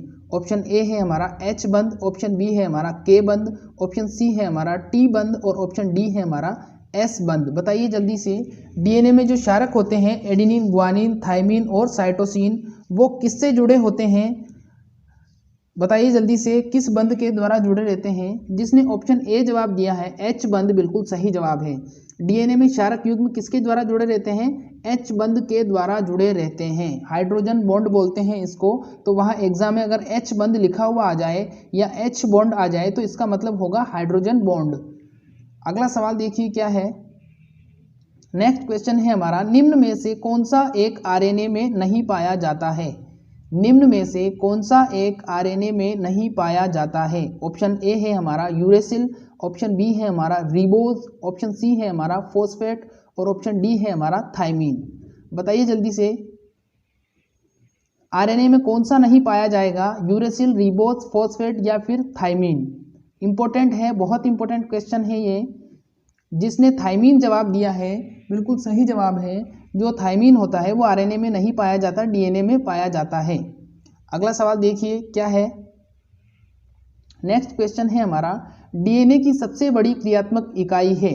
डीएनए की सबसे बड़ी क्रियात्मक इकाई है। ऑप्शन ए है हमारा सिस्ट्रॉन, ऑप्शन बी है रेकॉन, ऑप्शन सी है मैकॉन और ऑप्शन डी है कोई नहीं। बताइए जल्दी से। ये देखिए, ये डीएनए की संरचना है। डीएनए होता है डबल स्ट्रैंडेड और ये आरएनए की संरचना है। आरएनए हमेशा होता है सिंगल स्ट्रैंडेड। डीएनए क्या करता है? डीएनए का मुख्य कार्य होता है जो जेनेटिक मटेरियल या जेनेटिक इन्फॉर्मेशन होती है उसको एक पीढ़ी से दूसरी पीढ़ी में ले जाना। और जो आरएनए होता है उसका मुख्य पर्पस क्या होता है? उसका मुख्य पर्पस हमेशा से ये रहता है कि वो हमेशा ही प्रोटीन निर्माण में मदद करता है। किसमें मदद करता है? प्रोटीन निर्माण में मदद करता है। तो इसका जवाब दीजिए, डीएनए की सबसे बड़ी क्रियात्मक इकाई क्या कहलाएगी? जिसने जवाब दिया है सिस्ट्रॉन, बिल्कुल सही जवाब है। डीएनए की सबसे बड़ी क्रियात्मक इकाई क्या कहलाएगी? सिस्ट्रॉन कहलाती है। अगला सवाल देखिए क्या है। नेक्स्ट क्वेश्चन है हमारा, निम्न में से कौन सा कथन B12 के लिए सही है? निम्न में से कौन सा कथन B12 यानी B12 विटामिन के लिए सही है? ऑप्शन ए है हमारा, इनमें कोबाल्ट परमाणु होता है। ऑप्शन बी है हमारा, यह पौधों में पाया जाता है। ऑप्शन सी है, इसकी सूक्ष्म मात्रा की आवश्यकता होती है और ऑप्शन डी उपरोक्त सभी। बताइए जल्दी से, निम्न में से कौन सा कथन B12 के लिए सही माना जाता है या सही है? B12 का बताना है B12। जिसने उपरोक्त सभी जवाब दिया है बिल्कुल सही जवाब है। जो कोबाल्ट होता है या B12 होता है उसमें क्या होता है? कोबाल्ट पाया जाता है, वो पौधों में भी पाया जाता है और इसकी सूक्ष्म मात्रा की हमें आवश्यकता होती है। तो इम्पोर्टेंट है, तीनों ही पॉइंट इम्पोर्टेंट है, ध्यान रखना। कोबाल्ट पौधों में और सूक्ष्म मात्रा की आवश्यकता।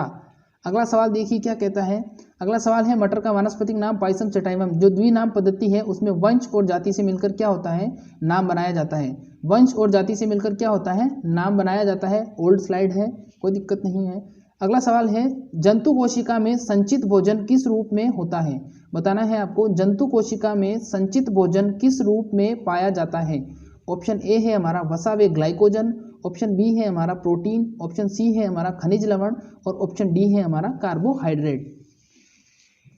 बताइए जल्दी से क्या होगा इसका जवाब। जंतु कोशिका में संचित भोजन किस रूप में होता है? जंतु कोशिका में संचित भोजन किस रूप में होता है बताना है आपको, ए बी सी या डी। जिसने ऑप्शन ए जवाब दिया है वसा व ग्लाइकोजन, बिल्कुल सही जवाब है। जंतु कोशिका में क्या होता है? जंतु कोशिका में जो संचित भोजन होता है वो वसा और ग्लाइकोजन के रूप में संरक्षित रहता है या संचित रहता है। आगे मैं आपको बताऊंगा कि किस प्रकार से आप ये स्लाइड्स हैं ये ले सकते हैं मेरे से। नया एक प्रोग्राम चालू किया है। नेक्स्ट क्वेश्चन है हमारा, किस वैज्ञानिक ने द्विनाम पद्धति का विकास किया था? किस वैज्ञानिक ने द्विनाम पद्धति बायोनॉमिनल नोमेनक्लेचर का डेवलपमेंट किया था? बताइए, John Mendel, Carolus Linnaeus, Bateson या पीटरसन। बताइए जल्दी से, द्विनाम पद्धति किसने दी थी? जिसने ऑप्शन बी जवाब दिया है कैरोलस लिनियस, बिल्कुल सही जवाब है। जो द्विनाम पद्धति के प्रतिपादक करता थे वो कौन थे? कैरोलस लिनियस या कोर्ल लिनियस भी इनको बोला जाता है। अगला सवाल देखिए क्या कहता है। नेक्स्ट क्वेश्चन है हमारा, निम्न में से किस विटामिन की कमी से बहते रक्त को रोकने की क्षमता कम होती है? क्वेश्चन पूछा है निम्न में से किस विटामिन की कमी से बहते रक्त को रोकने की क्षमता कम होती है। अगर सवाल समझ में नहीं आया इजी करके बता देता हूँ। क्वेश्चन पूछा है विटामिन की या ऐसे कौन से विटामिन की शरीर में कमी हो जाएगी जिससे बहता हुआ जो रक्त होगा उसको रोकने की क्षमता कम हो जाएगी। तो विटामिन के, विटामिन डी, विटामिन ई या फिर विटामिन ए। बताइए जल्दी से क्या होगा इसका जवाब, ए, बी, सी या डी। विटामिन के, विटामिन डी, विटामिन ई या फिर विटामिन ए। जिसने ऑप्शन ए जवाब दिया है या विटामिन के जवाब दिया है बिल्कुल सही जवाब है। अगर हमारे रक्त में विटामिन के की कमी हो जाती है तो के की कमी से क्या होता है, के की कमी से जो हमें चोट लग जाती है तो उस समय रक्त का जो थक्का बनने का प्रोसेस या क्रिया होती है वो क्रिया क्या हो जाती है, वो क्रिया बंद हो जाती है या धीरे हो जाती है या उसका असर कम हो जाता है। अगला सवाल देखिए क्या है, प्रोटीन मानव शरीर में निम्न एंजाइम की उपस्थिति में एमिनो अम्ल में अपघटित होते हैं। बताइए जल्दी से क्या होगा इसका जवाब, प्रोटीन मानव शरीर में निम्न एंजाइम की उपस्थिति में एमिनो अम्ल में अपघटित होते हैं। Option A trypsin, option B pepsin, option C A और बी दोनों और ऑप्शन डी कोई नहीं। बताइए जल्दी से जो प्रोटीन होते हैं वो मानव शरीर में किस एंजाइम की उपस्थिति के कारण अमीनो अम्ल में विघटित होंगे या परिवर्तित होंगे या अपघटित होंगे। जिसने पेप्सिन जवाब दिया है बिल्कुल सही जवाब है। जो पेप्सिन होता है वो क्या करता है, वो एमिनो अम्लों को क्या कर देता है, अपघटित कर देता है। अगला सवाल देखिए क्या है, नेक्स्ट क्वेश्चन है हमारा,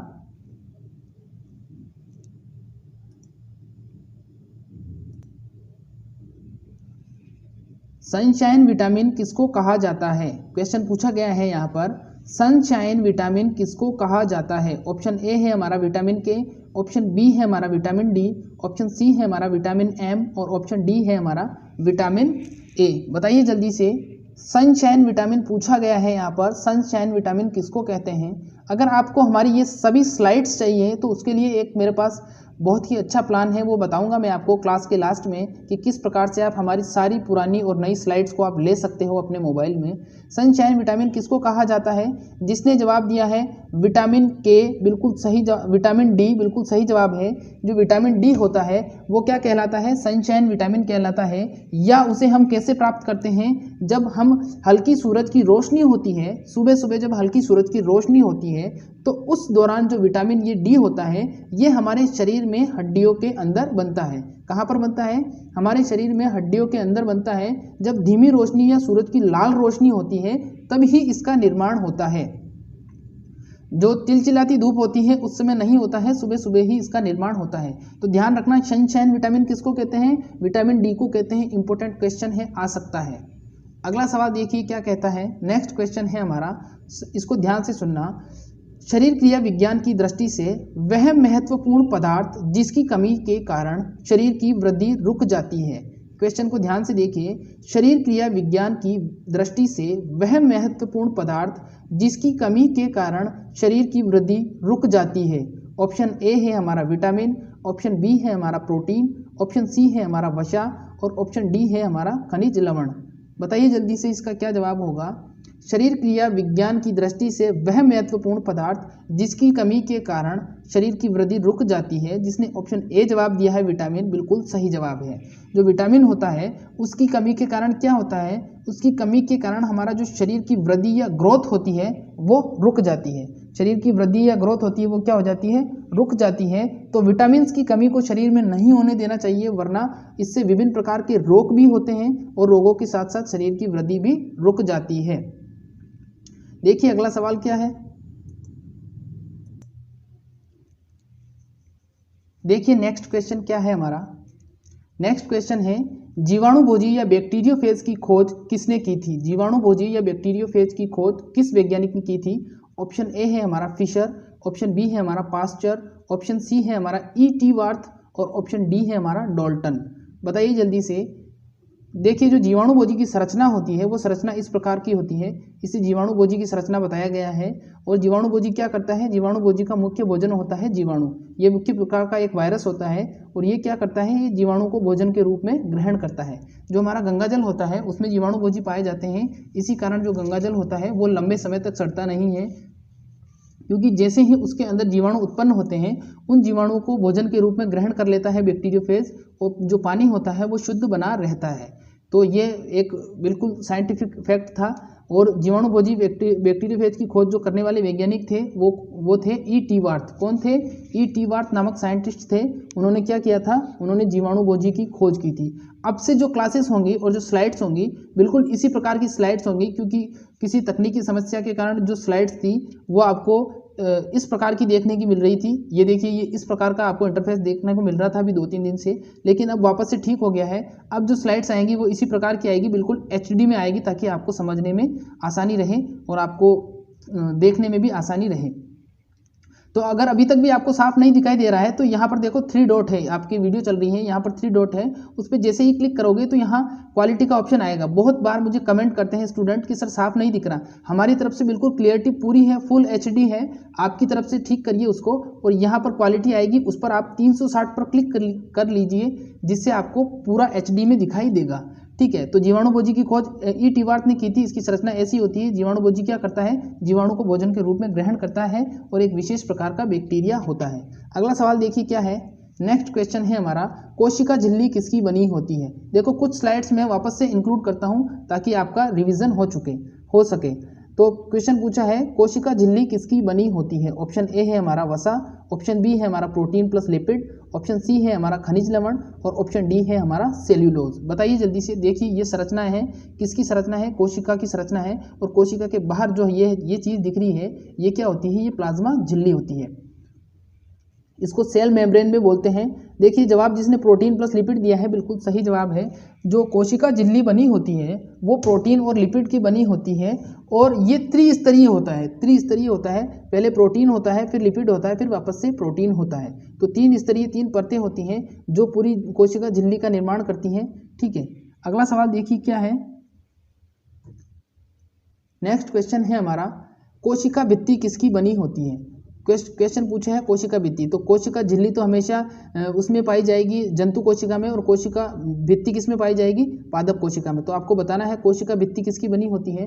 वसा, प्रोटीन प्लस लिपिड, खनिज लवण और सेल्यूलोज। बताइए जल्दी से, कोशिका भित्ति किसकी बनी होती है?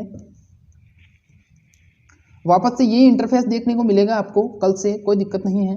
क्वेश्चन जिसने जवाब दिया है सेल्यूलोज, बिल्कुल सही जवाब है। जो कोशिका भित्ति बनी होती है वो सेल्यूलोज की बनी होती है। अब देखिए ये कोशिका है, प्लांट सेल है, जिसको जंतु कोशिका कहते हैं। इसके बाहर देखिए ये मोटा सख्त आवरण दिखाई दे रहा है आपको, ये क्या कहलाएगा? ये कहलाएगा कोशिका भित्ति। क्या कहलाएगा? कोशिका भित्ति कहलाएगा। और ये बिल्कुल ठोस होता है, दृढ़ होता है, और क्या करता है? कोशिका को मजबूती प्रदान करता है, सुरक्षा प्रदान करता है। किसका बना होता है? सेल्यूलोज का बना होता है। और सेल्यूलोज क्या है? सेल्यूलोज एक पॉलीसेकेराइड है। इस चीज का भी आप ध्यान रखें, क्वेश्चन किसी भी प्रकार से आपसे पूछा जा सकता है। नेक्स्ट क्वेश्चन देखिए क्या है।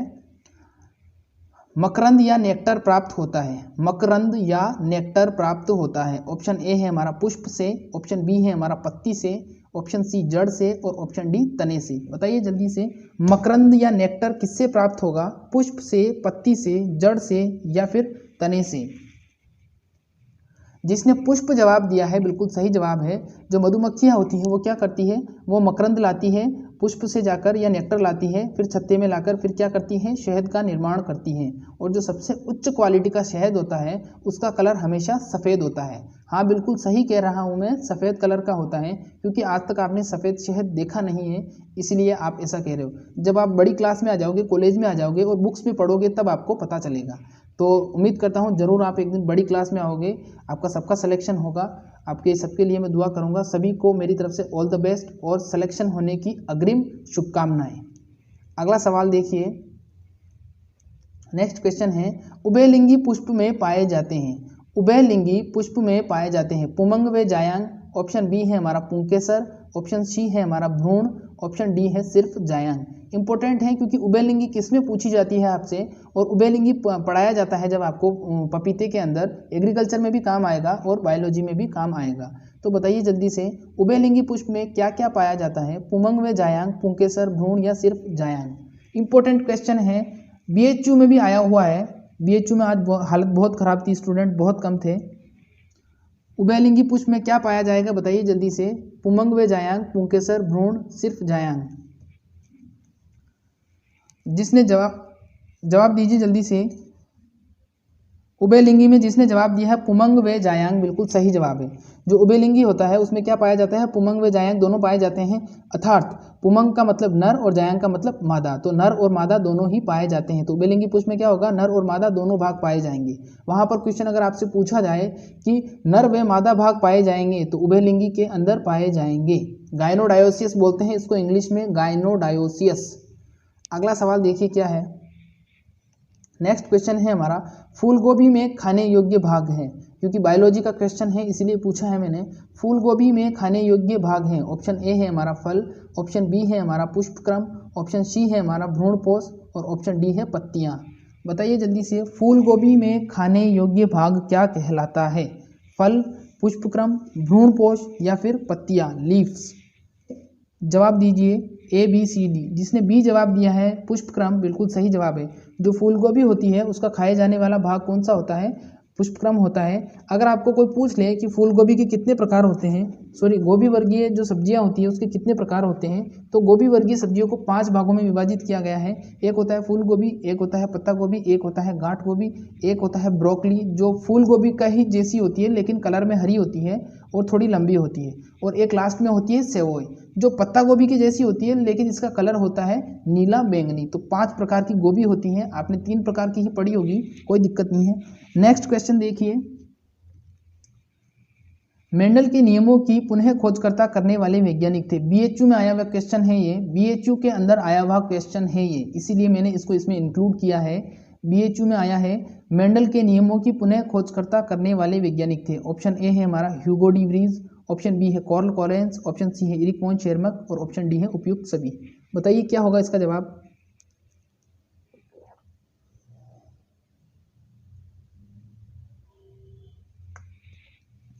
जिसने जवाब दिया है उपयुक्त सभी, बिल्कुल सही जवाब है।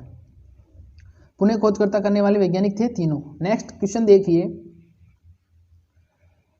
इंपॉर्टेंट है, ध्यान से देखना। बिना मृदा के सिर्फ पोषक तत्वों के जलीय घोल में पादपों को उगाना कहलाता है। क्वेश्चन क्या पूछा है, बिना मृदा के, मिट्टी नहीं है, सिर्फ पोषक तत्वों का जलीय विलयन या जलीय घोल है, उसमें पौधों को उगाना कहलाता है। ऑप्शन ए है हमारा हाइड्रोपोनिक्स या हिड्रोपोनिक्स, ऑप्शन बी है हमारा वाटर कल्चर, ऑप्शन सी है हमारा एक्वाकल्चर और ऑप्शन डी है प्लांटोलॉजी। बताइए जल्दी से क्या होगा इसका जवाब।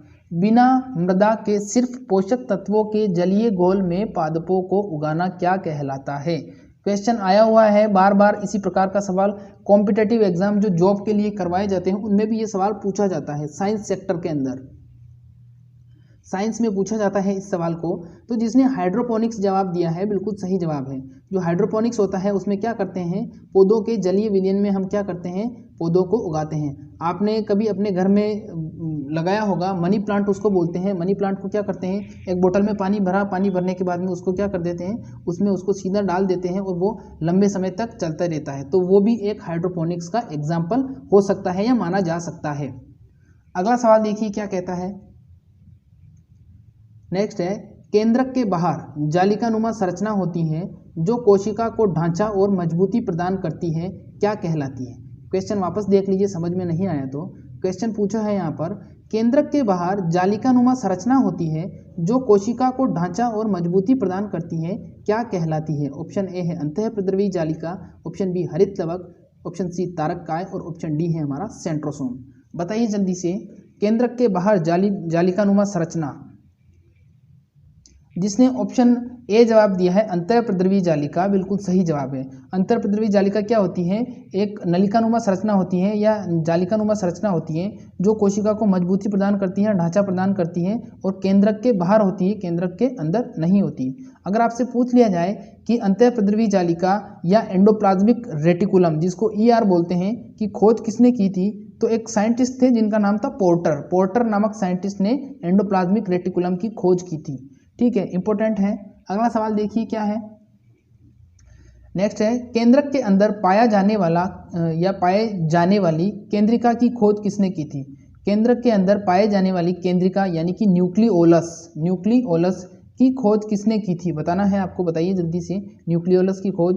ऑप्शन ए है हमारा मिशर या F मिस्चर भी बोलते हैं इसको, ऑप्शन बी है बेंथम, ऑप्शन सी है हुकर और ऑप्शन डी है रॉबर्ट हुक। बताइए केंद्रक के अंदर पाया जाने वाला केंद्रिका की खोज किसने की थी? मिशर, बेंथम, हुकर या रॉबर्ट हुक? ए, बी, सी या फिर डी? जिसने जवाब दिया है ऑप्शन ए वाला मिशर या एफ मिशर भी बोलते हैं इसको, उसने क्या किया था? उन्होंने केंद्रिका की खोज की थी। केंद्रिका क्या होती है?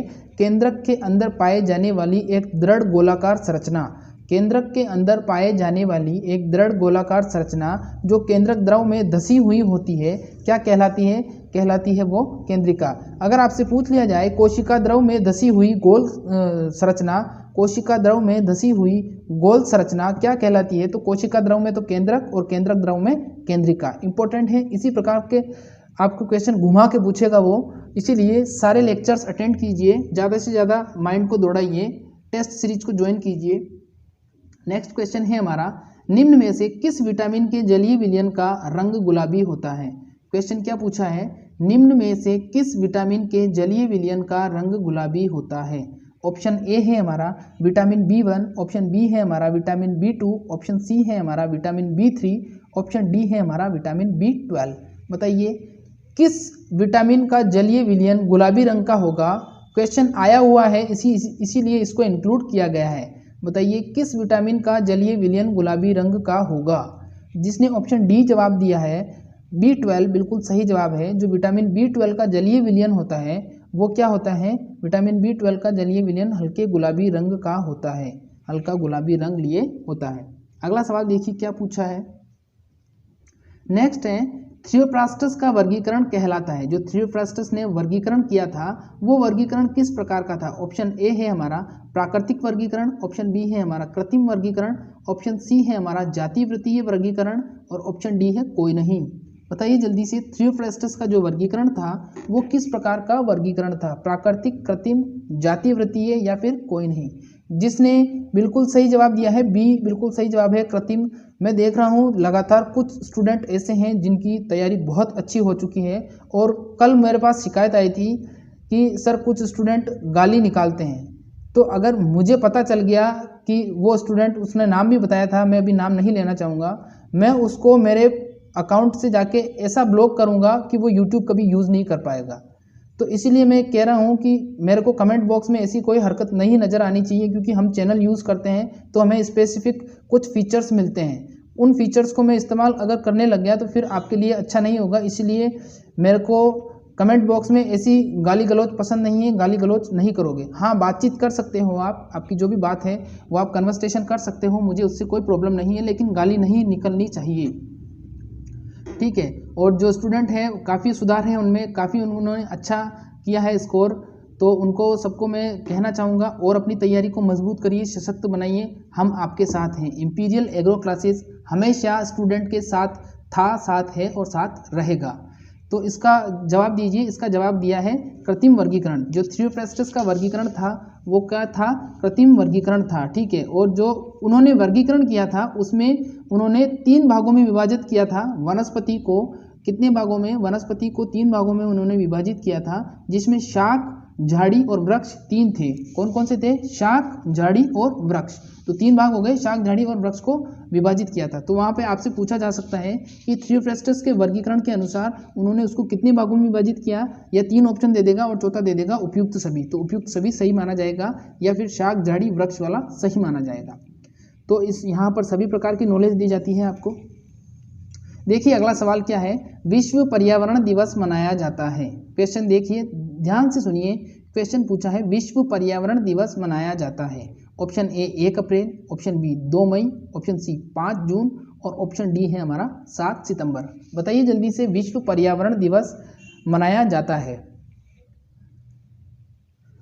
जिसने जवाब दिया है 5 जून उनका सही है, और जिसने जवाब दिया है आज उनका भी सही है। तो आज क्या है? आज विश्व पर्यावरण दिवस है। 5 जून को विश्व पर्यावरण दिवस होता है। अपने दिल से दिल पर हाथ रख के इस पर्यावरण को धन्यवाद बोलिए। ये पर्यावरण हमें जीवन प्रदान करता है, हमें बहुत सारी हानिकारक चीज़ों से बचाता है, हमें ऑक्सीजन देता है, जीवन प्रदान करता है, खाने के लिए वनस्पति देता है। तो पर्यावरण को एक बार दिल से धन्यवाद दीजिए कि वो हमें जिंदगी दे रहा है, जीवन प्रदान कर रहा है। तो ध्यान रखना, विश्व पर्यावरण दिवस कब है? 5 जून को है, और आज के दिन 5 जून के दिन ही मैंने ये सवाल आपको बताया है। चलिए अगला सवाल देखते हैं क्या है। नेक्स्ट क्वेश्चन है हमारा, विटामिन ई का दूसरा नाम है। विटामिन ई का दूसरा नाम बताना है आपको। कैल्सीफेरोल, टिकोफेरोल, कोबाल्ट तत्व या कोई नहीं। विटामिन ई का दूसरा नाम बताना है आपको। कैल्सीफेरोल, टिकोफेरोल, कोबाल्ट तत्व या कोई नहीं।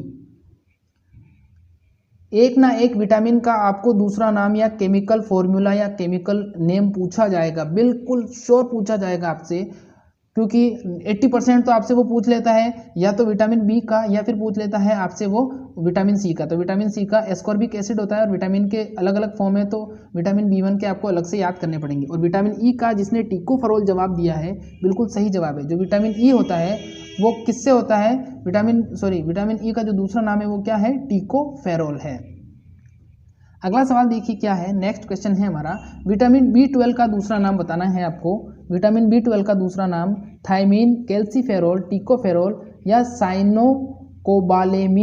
साइनोकोबालेमीन बताइए, विटामिन B12 का दूसरा नाम थायमीन, कैल्सीफेरोल, टिकोफेरोल या साइनोकोबालेमीन।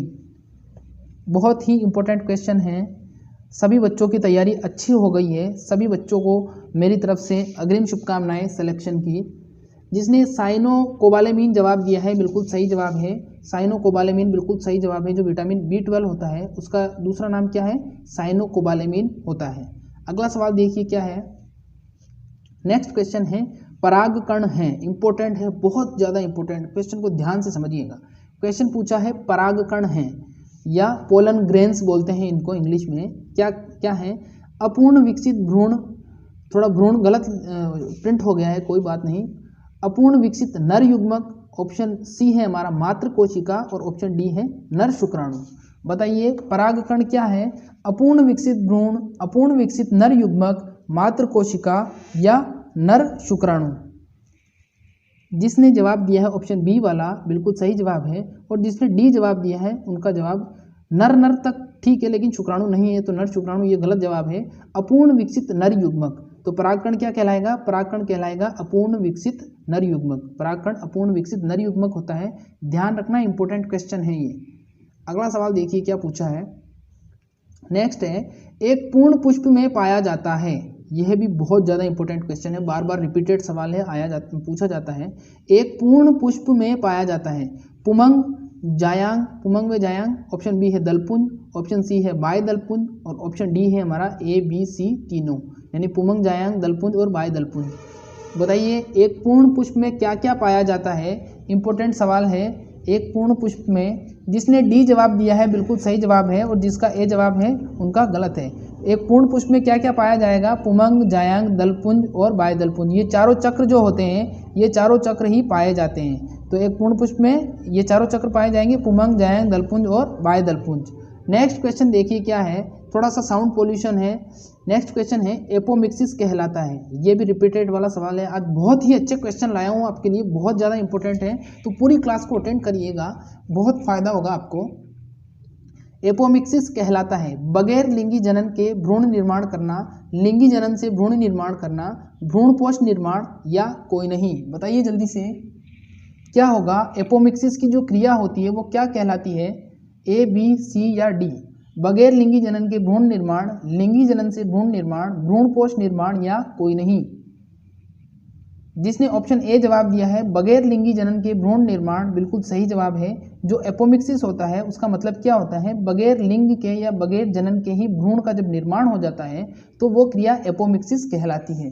वो क्रिया क्या कहलाती है, एपोमिक्सिस के नाम से जानी जाती है। अगला सवाल देखिए क्या पूछा है। नेक्स्ट क्वेश्चन है, एम्ब्रियोलॉजी में किसका अध्ययन किया जाता है। एम्ब्रियोलॉजी में किसका अध्ययन किया जाता है, क्योंकि वहाँ पर क्वेश्चन ऐसे ही पूछा जाएगा। वहाँ पर आपसे ऐसे नहीं पूछा जाएगा कि भ्रूण विज्ञान में किसका अध्ययन किया जाता है, वहाँ पूछा जाएगा एम्ब्रियोलॉजी। तो एम्ब्रियोलॉजी बताना है कवक, भ्रूण, जीवाणु या वायरस। अभी तक जिन्होंने नहीं सुना तो सुन के तो सही आंसर दे सकते हो आप। अभी मैंने आंसर भी बोला था इसका। बताइए एम्ब्रियोलॉजी में किसका अध्ययन किया जाएगा। जिसने जवाब दिया है भ्रूण का बिल्कुल सही जवाब है। जो एम्ब्रियो होता है वो भ्रूण कहलाता है। तो भ्रूण विज्ञान या एम्ब्रियोलॉजी किसकी शाखा है, क्या करेंगे उसमें हम भ्रूण का अध्ययन करेंगे। अगला सवाल देखिए। नेक्स्ट क्वेश्चन है हमारा, सिस्टेमा नेचुरी पुस्तक के लेखक कौन हैं। सिस्टम बहुत ही अच्छा क्वेश्चन है। सिस्टेमा नेचुरी पुस्तक के लेखक कौन हैं? ऑप्शन ए है हमारा कार्ल सी बेंडा, ऑप्शन बी है कार्ल लिनियस, ऑप्शन सी है बेंथम और ऑप्शन डी है हमारा हुकर। बताइए, सिस्टेमा नेचुरी पुस्तक के लेखक कार्ल सी बेंडा, कार्ल लिनियस, बेंथम और हुकर। जिसने जवाब दिया है कॉर्ल लिनियस, बिल्कुल सही जवाब है।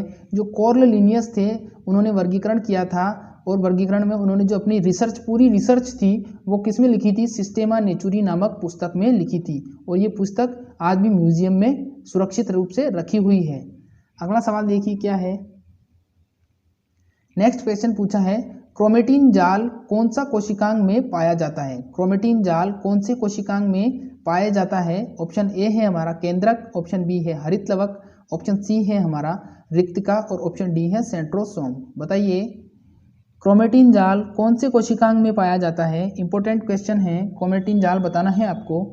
जिसने ऑप्शन ए जवाब दिया है केंद्रक, बिल्कुल सही जवाब है। जो क्रोमेटिन जाल होता है वो कहाँ पर पाया जाता है? क्रोमेटिन जाल पाया जाता है केंद्रक के अंदर। और क्रोमेटिन जाल के ऊपर क्या होते हैं? क्रोमेटिन जाल के ऊपर डीएनए लगे होते हैं और डीएनए का काम क्या होता है? आनुवांशिक सूचना को एक पीढ़ी से दूसरी पीढ़ी में ले जाना या स्थानांतरित करना या फिर ट्रांसफर करना।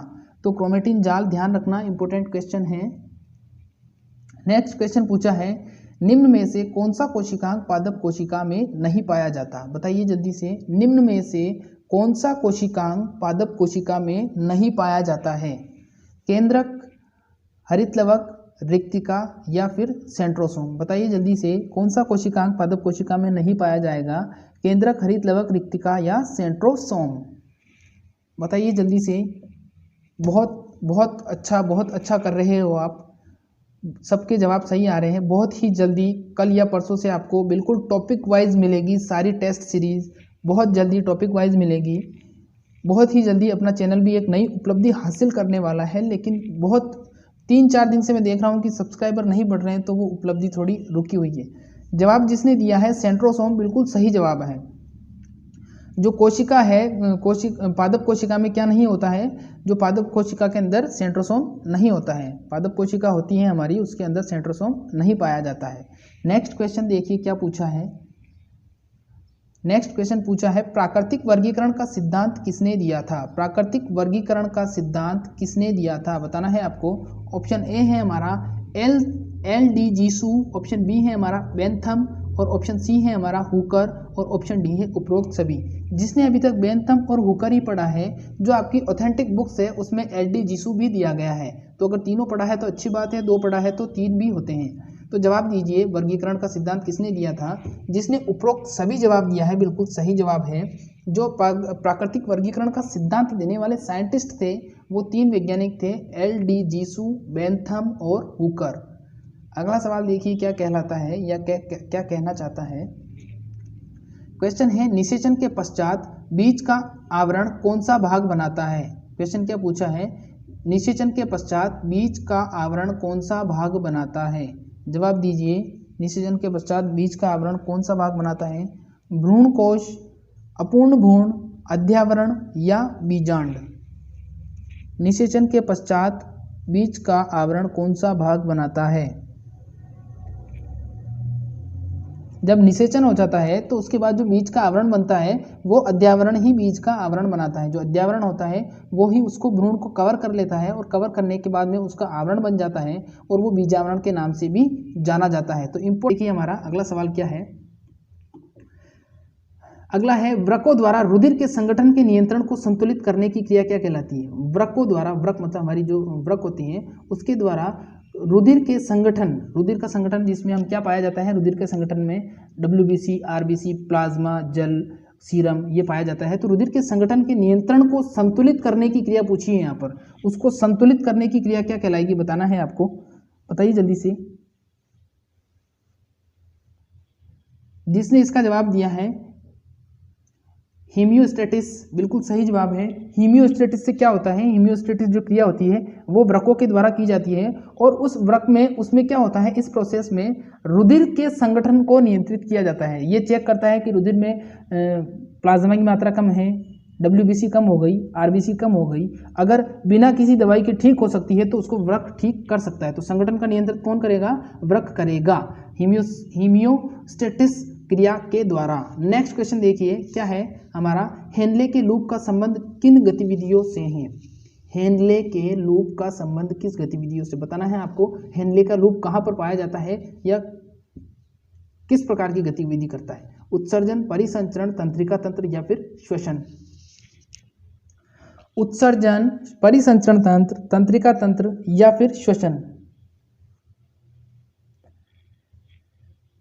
जिसने इसका जवाब दिया है उत्सर्जन, बिल्कुल सही जवाब है। हेनले के लूप का संबंध किससे होता है? उत्सर्जन तंत्र से होता है। किससे होता है? उत्सर्जन तंत्र से होता है। हेनले के लूप का संबंध उत्सर्जन तंत्र से होता है।